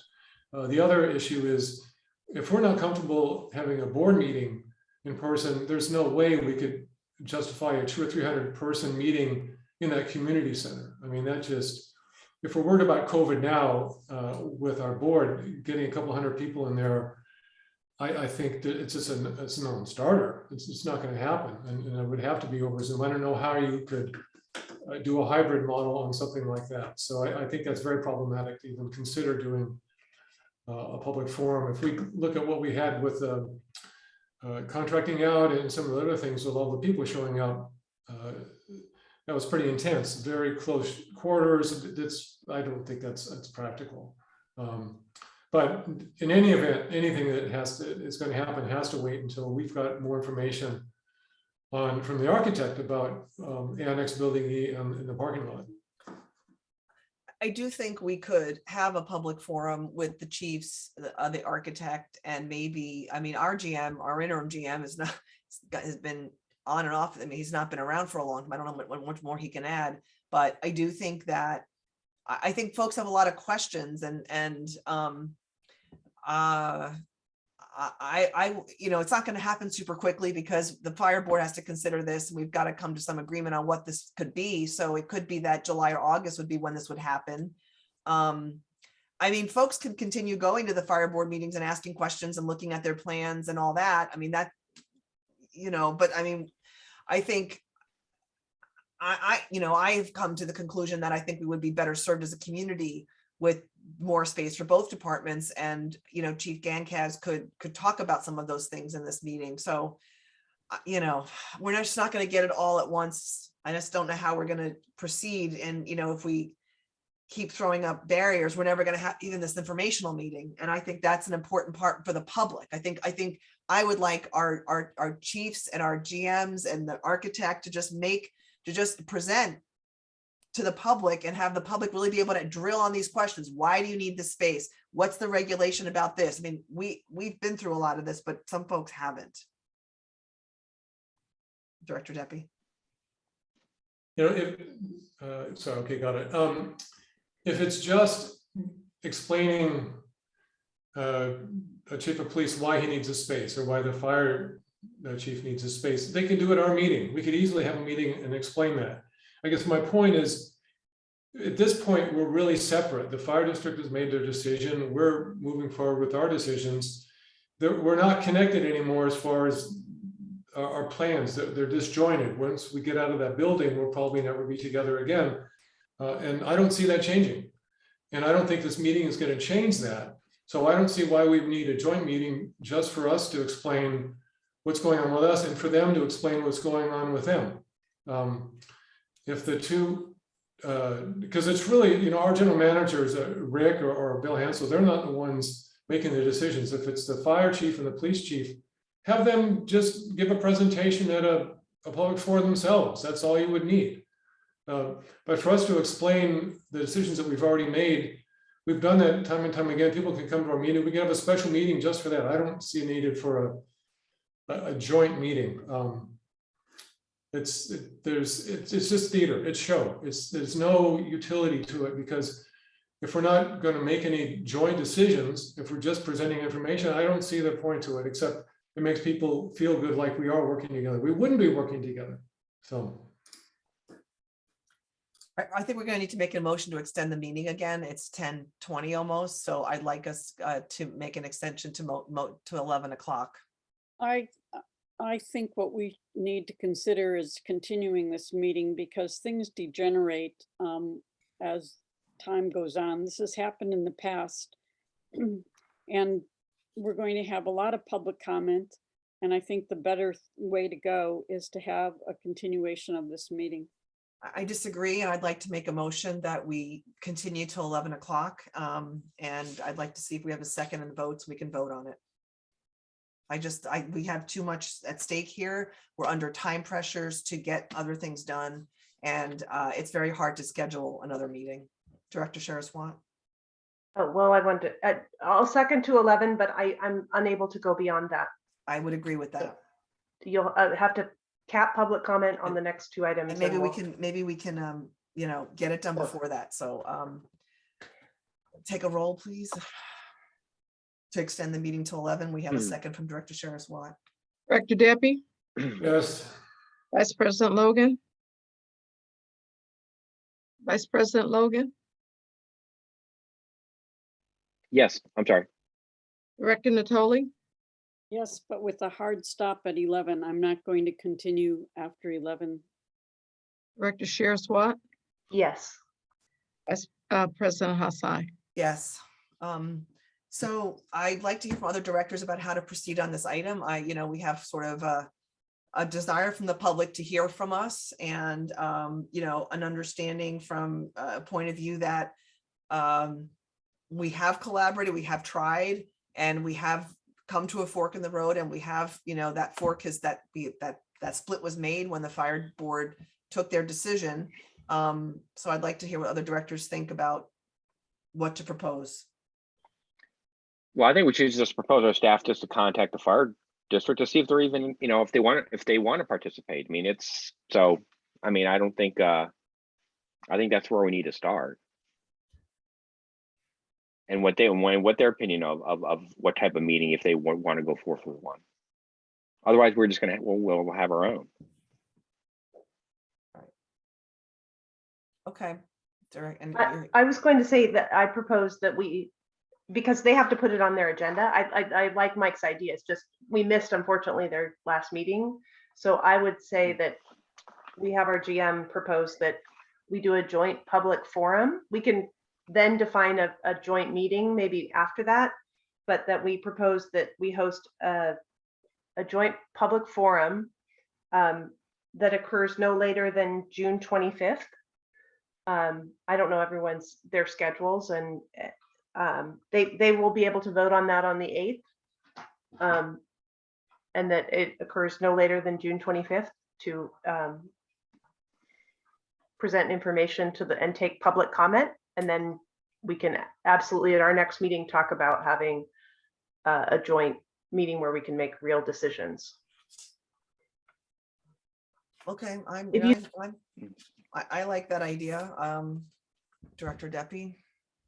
Yeah, I think if we're going to propose that, then we need to specify in person or virtual, because that question will certainly come up. I think, you know, if we're looking at something in June, it's still a month to 6 weeks away. And I mean, numbers are climbing now, and we'll know better. And I think it's also about whether we can even host a hybrid meeting, because right now I don't think we still know that we can't. I don't think we could, no. So I think Not effectively. Right. And, you know, when you have these emergency situations, somebody who's not comfortable coming either to present or to participate, as long as we have an ability, let's just begin the conversation and try to get it done. And we may end up doing a different forum rather than this. We'll do it a forum like when folks have an event and everyone is, you can see everyone. We could do something like that maybe. It could be different. Yeah, it would be different. It would be a different type of where they could all see all the participants. All right. So if we have to go to if we can't be if it's not in person. And I always suggest that if it is informational presentation only, and people just need to ask questions, I think a virtual meeting would be fine. Again, with a different forum, like sometimes like this candidates endorsement things where they've just had a ton of people. It's not a webinar, it's more of a meeting kind of a thing where people can see the other participants. But I think if it's purely for informational presentation and then people want to get clarifications, I don't see any harm in a virtual meeting because it's no decisions are being made. It's just presenting information. And I hope they would cover a little bit of a timeline and certainly all the options that were considered. And if they were considered, why they were rejected. I think some of that's important. And I wish I could have had the time to put all that together, but I don't right now. And hopefully over the next few weeks, staff could do that. So is there a general agreement? Then we'll have to, so I'll make a motion and help me say it right, that we propose that our interim general manager speak to the general manager of the fire district to craft a proposal for a public informational meeting to be held hopefully by June 25th. That would include presentations of the current plans for the renovated fire building. That would include a presentation by our chief of the kinds of needs he feels we need and space needs we have, and allow for the public to really, to ask questions, and perhaps their architect could be present as well. And if they need a facilitator, we would jointly pay for it. Directors Deppie and Natoli both have. No, you're done. Sorry. It's okay. Director Natoli. I don't think you should put a date for this because we are coming up to the need to do our budget. We're starting with a new interim general manager. We have issues with negotiating with El Cerrito on a temporary location. So I think you could make some general statement that as soon as possible, but I think it's going to take time to prepare. And I don't know that the staff that we have will have sufficient time by the deadline that you're proposing, unless you know that they can do it. Yeah. Okay. That's fine with me not to put a number, not to put a date. And frankly, depending on how things go and what our schedules are like, like as Director Deppie said, we could have an item on our agenda to at least talk about our side of that equation if we have to. And it doesn't mean we couldn't still do a public forum as well. More opportunities, the better. So everything but the date, then we're asking the interim general manager to talk to the general manager of the fire district to come up with a plan for an informational meeting to present space needs and regulations and how we got where we got to and what has been considered to date. I'll second that. Okay.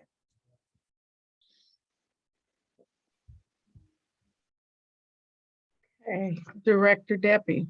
Yes. Vice President Logan. Yes. Director Natoli. Yes. Director Sheriff Watt. You're muted, but you said yes. Yes. And President Hassai. Yes.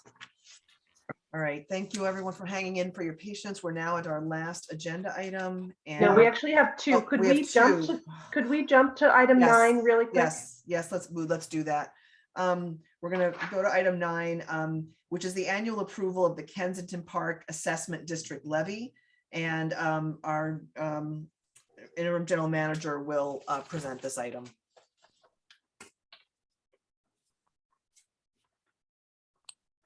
You threw me a curve here.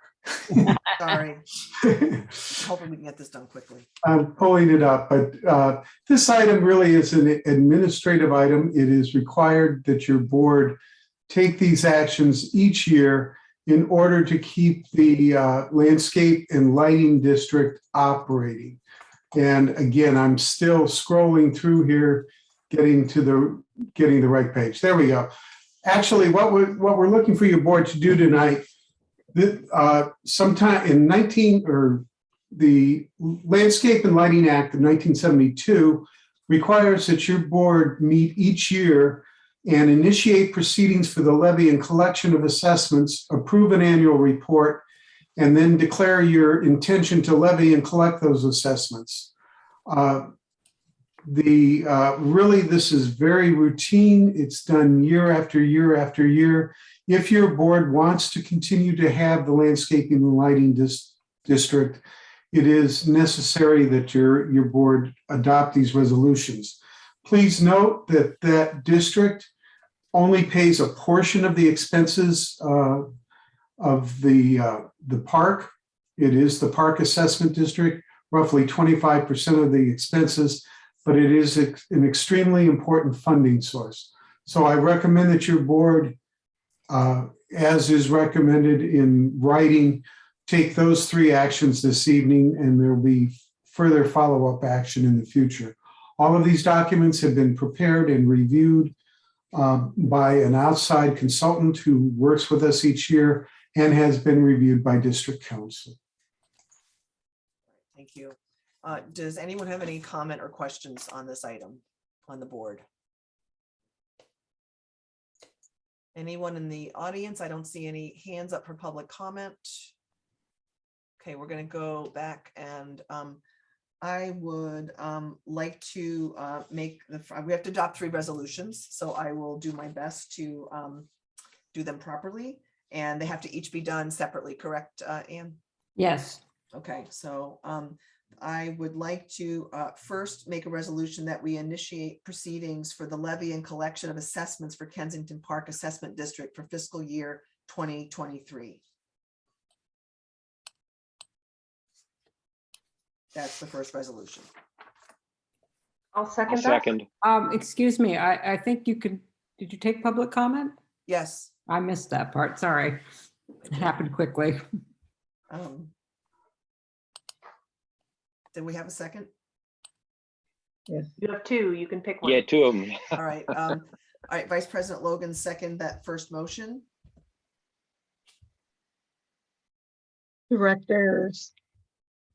I just saw a hand go up. Sorry, Interim General Manager Rick Benson. I was hoping to get in before the next resolution. There is a typo there. The year should be 1 year earlier on the second resolution. You're approving the report from last year, from the last fiscal year. Yep. Thank you. But that does not affect this first item. Sorry. Okay. So we're doing a roll call. Okay. Director Deppie? Yes. Vice President Logan? Yes. Director Natoli? Yes. Director Sherris Watt? Yes. President Hassai? Yes. Carries 5-0.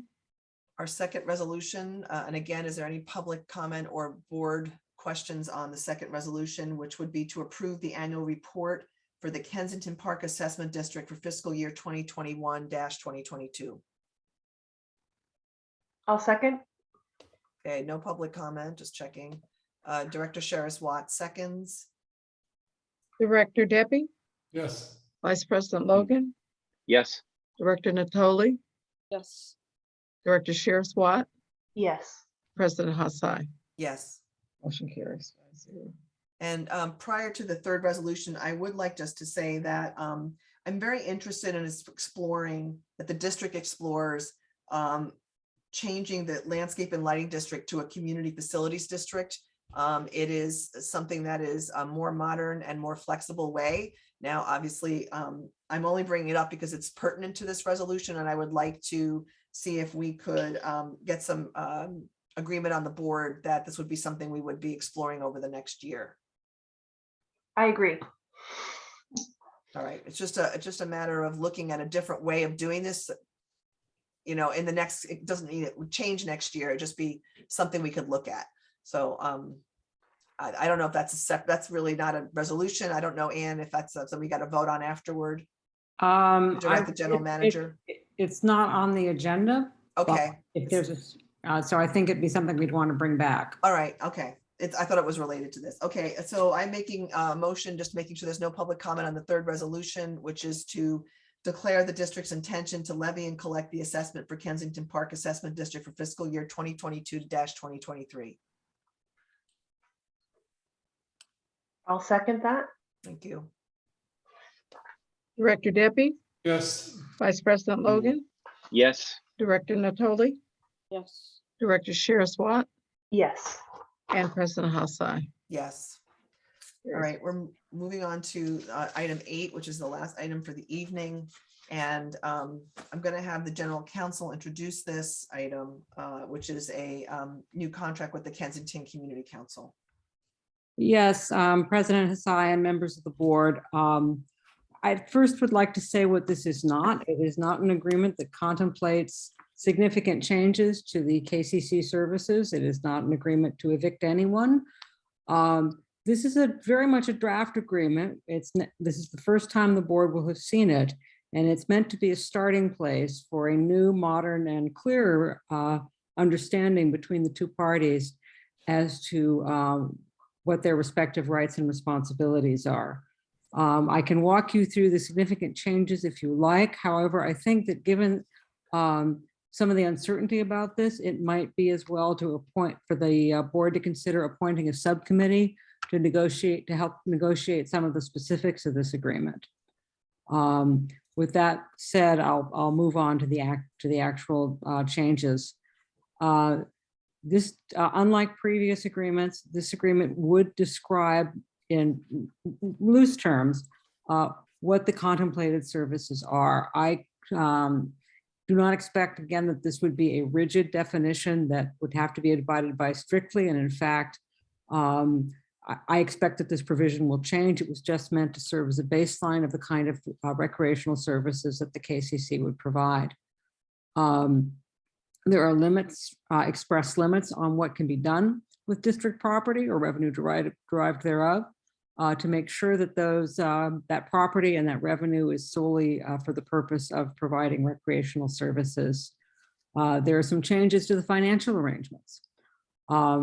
Some of this reflects changing times. Others reflect the fact that the district would take over the maintenance of the buildings. These compensation amounts could be adjusted annually, and I would expect that if they pose a problem for either party, they would be adjusted on a regular basis. Section 3 has a number of provisions to keep the board informed of what's going on with the recreational services. This is not meant to be day-to-day micromanagement, but simply a recognition on the board's part that the district is responsible for providing recreational services and should know what's being provided and when and how. Section 4 probably has the most changes. It shifts responsibility of facility maintenance to the district. It does entitle to KCC to continue to use Building E unless the district can offer comparable alternate space. That would mean similar size, similar location. There's a typo in 5C of my staff report. It should say that it provides that KCC will not grant access to district property to other groups. The district and other groups that want to use district facilities should work with the district directly so that we know who's in there and when and how, et cetera. There was a wish on the part of some directors to make sure that the website was conforming to the ADA and other accessibility requirements. So requirements like that are in section 4.9. For the first time, the agreement would allow KCC to charge more to non-residents, up to 10% more. And there are some provisions about class and program cancellation that I know are quite novel and may or may not be in the final draft. There are increased provisions for termination of the agreement in section 5.2. Really, the major one there would be to have, if there's a health and safety reason that caused the arrangement to need to be paused, the district would be able to do that. There's also a provision for termination in case of breach, or if either party wants to terminate on 6 months' notice. Sections 5.4 and 5.5 contain modern indemnity and insurance provisions. I do realize that these can look intimidating to people who aren't lawyers and don't draft these types of contracts regularly, but I assure you these are very standard, and they make sure that both the district and the KCC are covered in the unfortunate event of any kind of claim. Honestly, those kinds of claims can cause severe financial damage to either organization, and so we want to make sure that we're both protected. And with that, I will be happy to answer any questions. Great. So we have 20 minutes, so I'm just going to try to give directors a quick chance to ask questions and then go to the public. Director Deppie first. You're muted. You're muted. Getting late. I have a number of questions, but the main question is the point of this agenda item in this meeting to get enough information and enough direction from the board to then hammer out a final contract? If the board is comfortable giving that much direction at this point, I would say yes. But if the board would rather, give some direction now and more direction later, I know that people from the KCC are in the audience and they may have input that will, give rise to a second draft, and the board may want to take another look at that. It's really at the board's pleasure. Well, my point is, I don't think in 20 minutes there's enough time. This is a complex and an important contract. In 20 minutes to take public comment and for us to flesh out all our concerns, I don't think there's going to be enough time, and I don't want to short circuit or rush our discussion.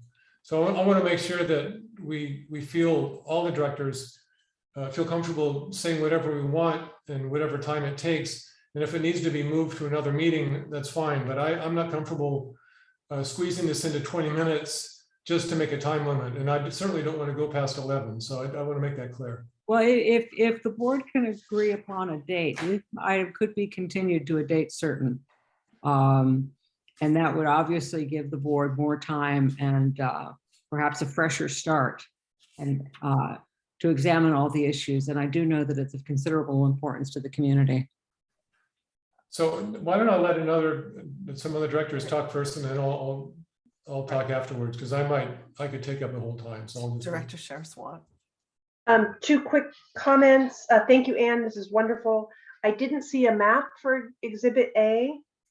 That's intentional. I assumed that would be in the final draft, but I don't have one right now. Okay.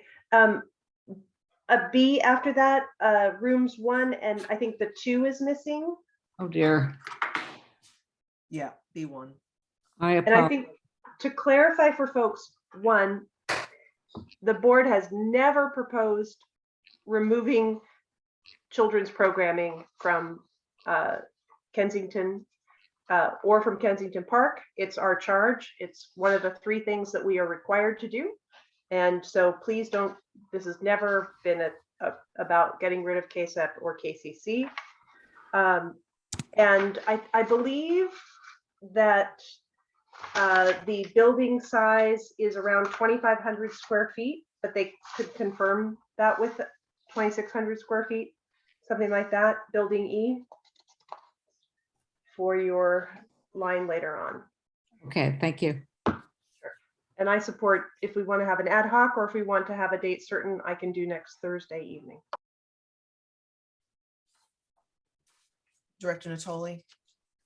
I support having a small committee look at this a little bit further. I like the idea of expanded recreational services.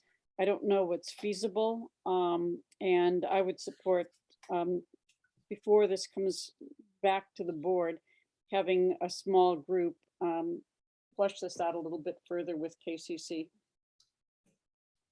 Okay, any other director comments before we go to the public? Well, again, I have a lot of comments, but I'll just wait until after the public speaks. It's probably best. Okay, I just had a question about programming for ages 12 and up, which I think was in the section about camp, although I'm not sure. And I just wonder if that was really just meant to be adult programming, or it's just not yet clear. Do It's section B, recreational services. you mean Exhibit B? Yes. I believe that that was intended to describe, this was language proposed by one of the directors. I believe it was intended to describe existing practices, but if it's wrong, of course, it should be changed. Okay. I proposed that and I put 12 and up simply because the fact that I see that their programming runs through 6th grade, and then the programming, there are some adult classes which we could either identify as 18 and up, but I thought by saying 12 and up, that was flexibility to do adult and teen programming. Okay. All right. What do I have here? I had some questions. They currently provide 1 adult class a week. So above age 12 and up.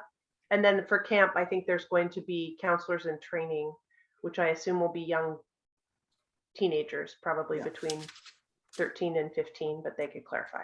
All right, I think we're, I support the idea of an ad hoc as well. I think we're just going to need to do that in order to keep this moving, but let's go to the public and then try to get to last bit of directors, and then maybe we'll do the ad hoc before we end this night.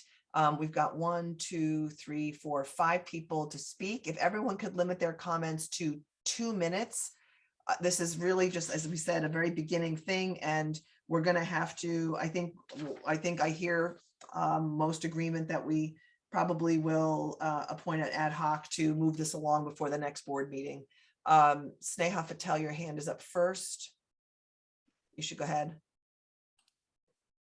Hi there, thank you. Firstly, I'd like to say that I applaud the efforts of this board to negotiate a new contract with KCC as a part of its efforts to review, evaluate, and renegotiate all its contracts with partners, revamp these agreements, make clear and explicit the responsibilities of both parties, and put in place protections for the parties concerned.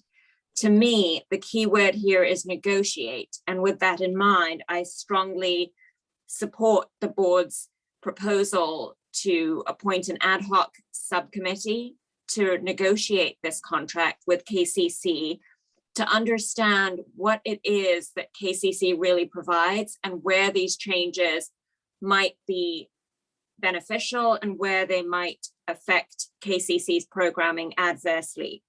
Prior to the first negotiation session, I would also ask that the board provide the rationale behind each change. For example, the increase in the fees being asked of KCC to cover maintenance, the changes in programming related to age to make sure that that any doubts on that are cleared up, and any seeming overreach of authority regarding the actual nature of the programming offered. For example, things like refunds in terms of cancellations.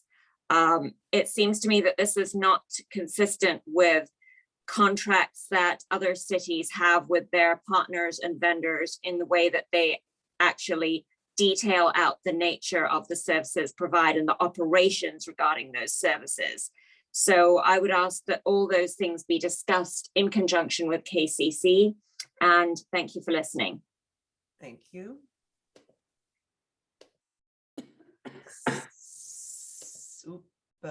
Sylvia Ellsbury, you should go ahead and unmute. Hi, I'm just going to piggyback on Sneha. Thank you, Sneha, for saying all those things, which I would have said.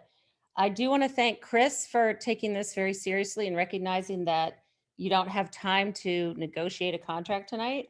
And I would really just like you to create that subcommittee of 2 directors to negotiate. If you could do one thing tonight, please do that, because this contract has to be in place before the old one expires on July 1st, by which time our summer camp is going to be in full swing. So I just want to remind you of all that. And my last thought is, please contemplate whether your goals for recreation are best codified in a contractual relationship or by working with KCC come to our meetings, call our recreation director. You're always welcome to provide your input and demands and requests. It doesn't, I mean, I just don't see that everything here has to be in a contract. So I'm just letting you know that that's my point of view about, you know, some of these really minute programming details. Okay, thank you. Thank you.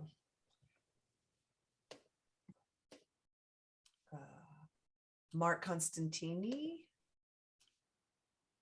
You should go ahead and unmute. Thank you again. And Sylvia, again, please interrupt me should I speak out of my lane or whatever. Given the fact that it's come to my attention that just recently, I don't know why, but apparently the KCC has given or gave or gifted $250,000 to $300,000 to your police district to help your remodel of the community center. I'll correct you to say One it was would think that 485,000, just so you have the right how much? number. What was it? 485,000. Okay, $500,000. I think maybe it might behoove and create positivity to, instead of increasing fees that you want to charge the KCC, to actually decrease them, and on top of that, provide scholarships to folks with demonstrated needs, like we were when my son had cancer. And I'm not in that position now anymore, thank God. You know, and just do the right thing for the people here, okay? And I agree with Chris. Maybe just take a step back. I don't think you need to suck more money out of the KCC, but give them some. Just given the fact, what, $485,000. Maybe be reciprocal and do the right thing. Okay, thank you. Thank you. I just want to clarify that the current draft actually has the district taking on all maintenance costs of the building and other items. So just, we'll get to more detail as we go forward, but I just think there's some misunderstanding about some of these things. Kathy Garza, you're next. You should be able to unmute yourself.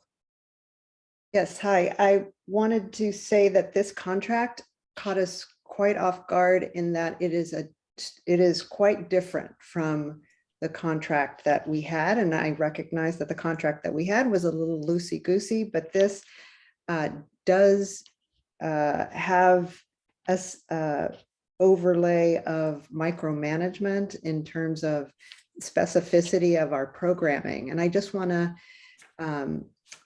I support the subcommittee that you're contemplating, and I hope that whoever is on that subcommittee brings with them the knowledge that we are the community. We are you and you are us. We all live together, our kids play together.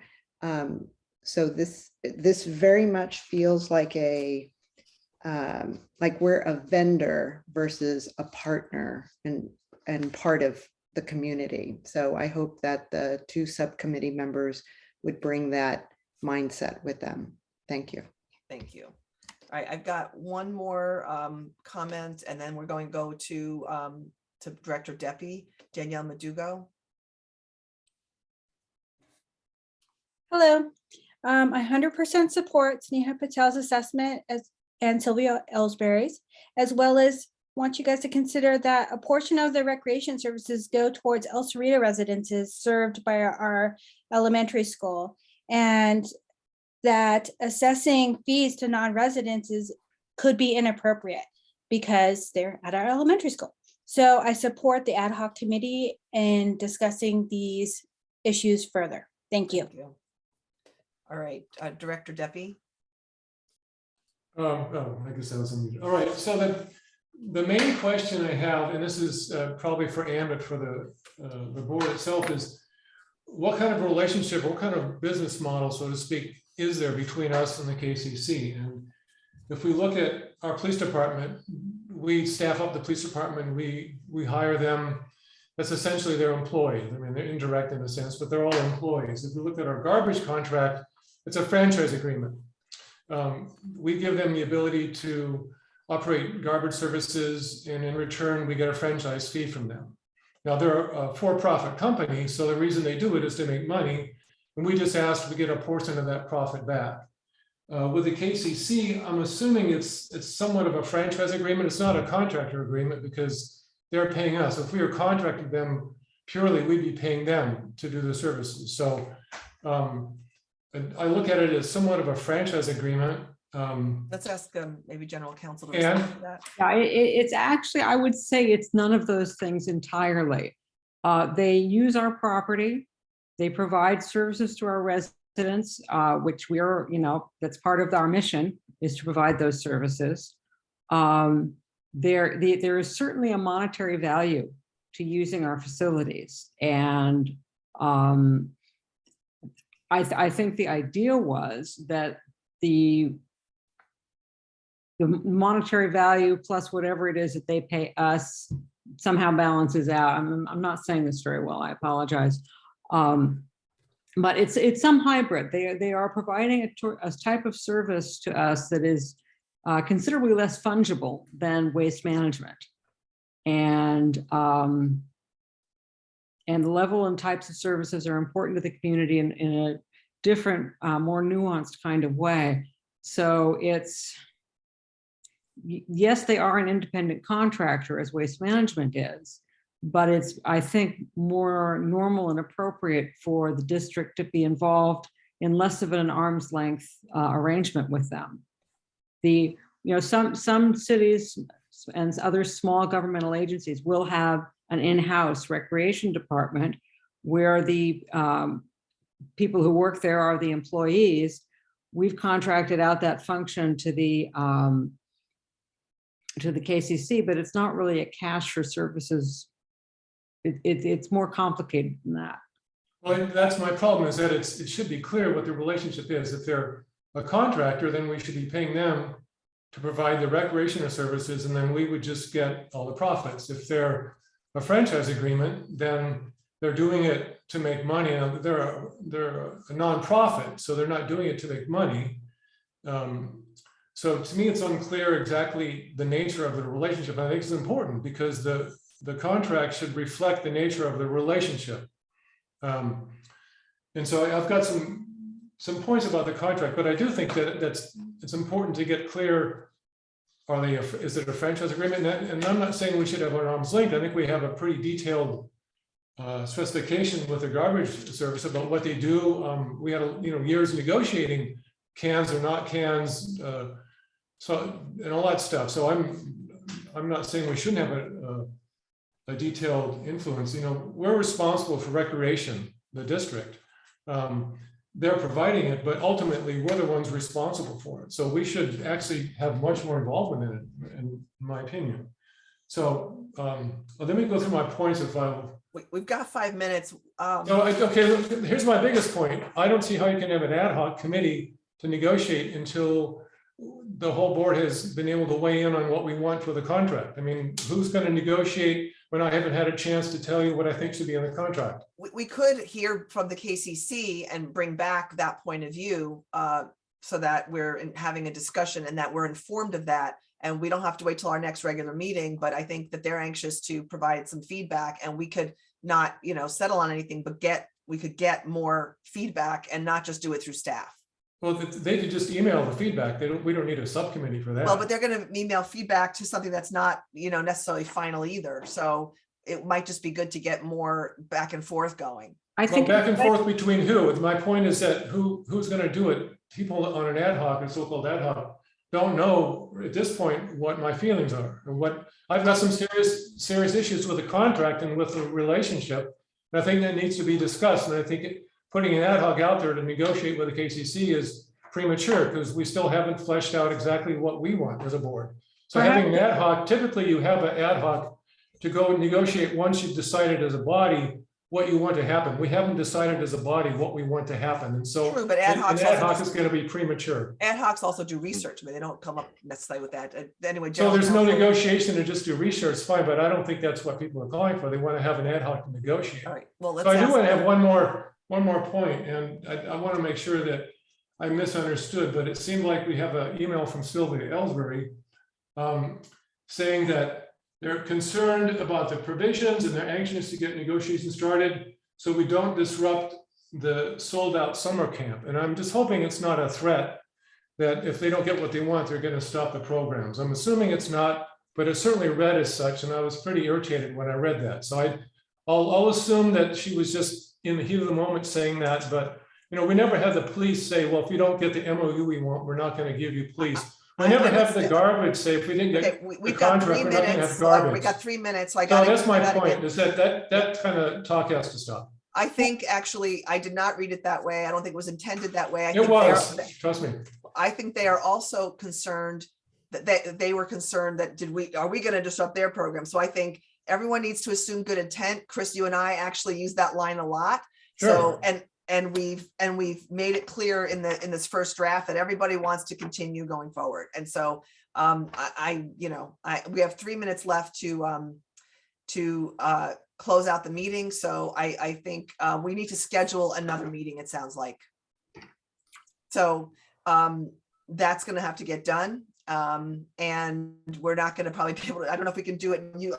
Rachel has pointed out the date of next Thursday, which is the 19th, I believe. Yeah, I checked. I'm good. I'm fine. I could do that as well. I'm out of town. I don't know. I don't think I can do it either. Well, why don't we turn this over to Rick and maybe he can find us a time next week. Yeah, and I suggest that folks, I don't know, it's no point in just getting everything to air. Let's just have a meeting as soon as possible. I continue to assure folks in the community and in the KCC that we intend to go forward. We intend to get this done. And unfortunately, this is how the sausage is made. And with the Brown Act, we're unable to collaborate outside of the public. And all of you can imagine what it's like to do your job and have your customers watching you and have your bosses watching you and have your coworkers watching you all the time. It's sausage making. So we'll try to get this done ASAP. I will be as flexible as possible to meet during the day, whatever it takes. I'm out of town all next week from Sunday to Sunday. Would you be able to give us all your comments in one-way communication? I think what needs to happen is a small group of people talk to KCC. I think some of the provisions in here may be doable, they may not be doable, but I don't think we're going to advance very far until we see what is doable and what's not doable. We're at 11 o'clock, and why don't we also just direct the general manager to have a sit-down conversation with KCC so that next time we talk, there's someone who's been talking to them who can comment. Good idea. Okay. All right. It's 11 o'clock. Thanks for all those folks who stuck us out to the end. And let's try to get this other meeting scheduled as soon as possible, please. Thanks. Can I say big thanks to Rick Benson? Thank you, Rick. Thank you for the you've done lots of positivity in a really hard time. So thank you for your great attitude, your love of good music. And I have to say that Nielsen Park is looking great. Thank you for shepherding that along and all the other things that you've shepherded along. And we know we're continuing to work together till the end of the. All right, we're beyond. We're adjourned at 11:01 or 11 o'clock. I don't know. Thank you. Good night. Okay. Good night. Thank you, Linnell.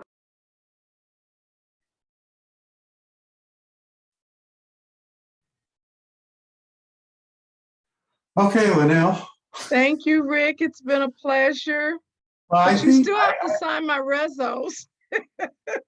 I think I'm going to be around for this next meeting though, because Okay. I had a lot of nice things I wanted to say, including about you. I got a whole bless you. little list here and we didn't get bless you. there. Well, that's okay. Look, we made it through. You enjoy the weekend, and we'll be back in touch. Yeah, well, tomorrow night's Paul McCartney, and I know. I know that's big. so I got that, but I'm still on the payroll through the end of the month. Okay. So I'm going to try to, you know, it looks like we can't do a meeting next week, but the week after perhaps.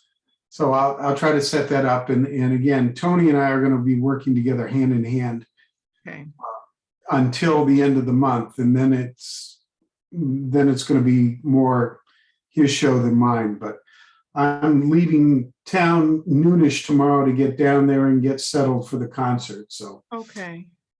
Well, enjoy. Thank you. Yeah, my 15th Paul McCartney concert. Oh my goodness gracious. You're a diehard. You bet. Okay, good night. Okay, good night. Thank you for everything. I've enjoyed working with you. Oh, it's been a pleasure to work with you as well. I know we throw a lot of stuff at you, then you're probably going, oh my God. But I also know that comes with your territory, but yes, I wish I had done better. You did a great job. You really did. So I'm grateful. All right, we'll see, and we're now done working together. So. Okay. All right. Good night. Bye-bye.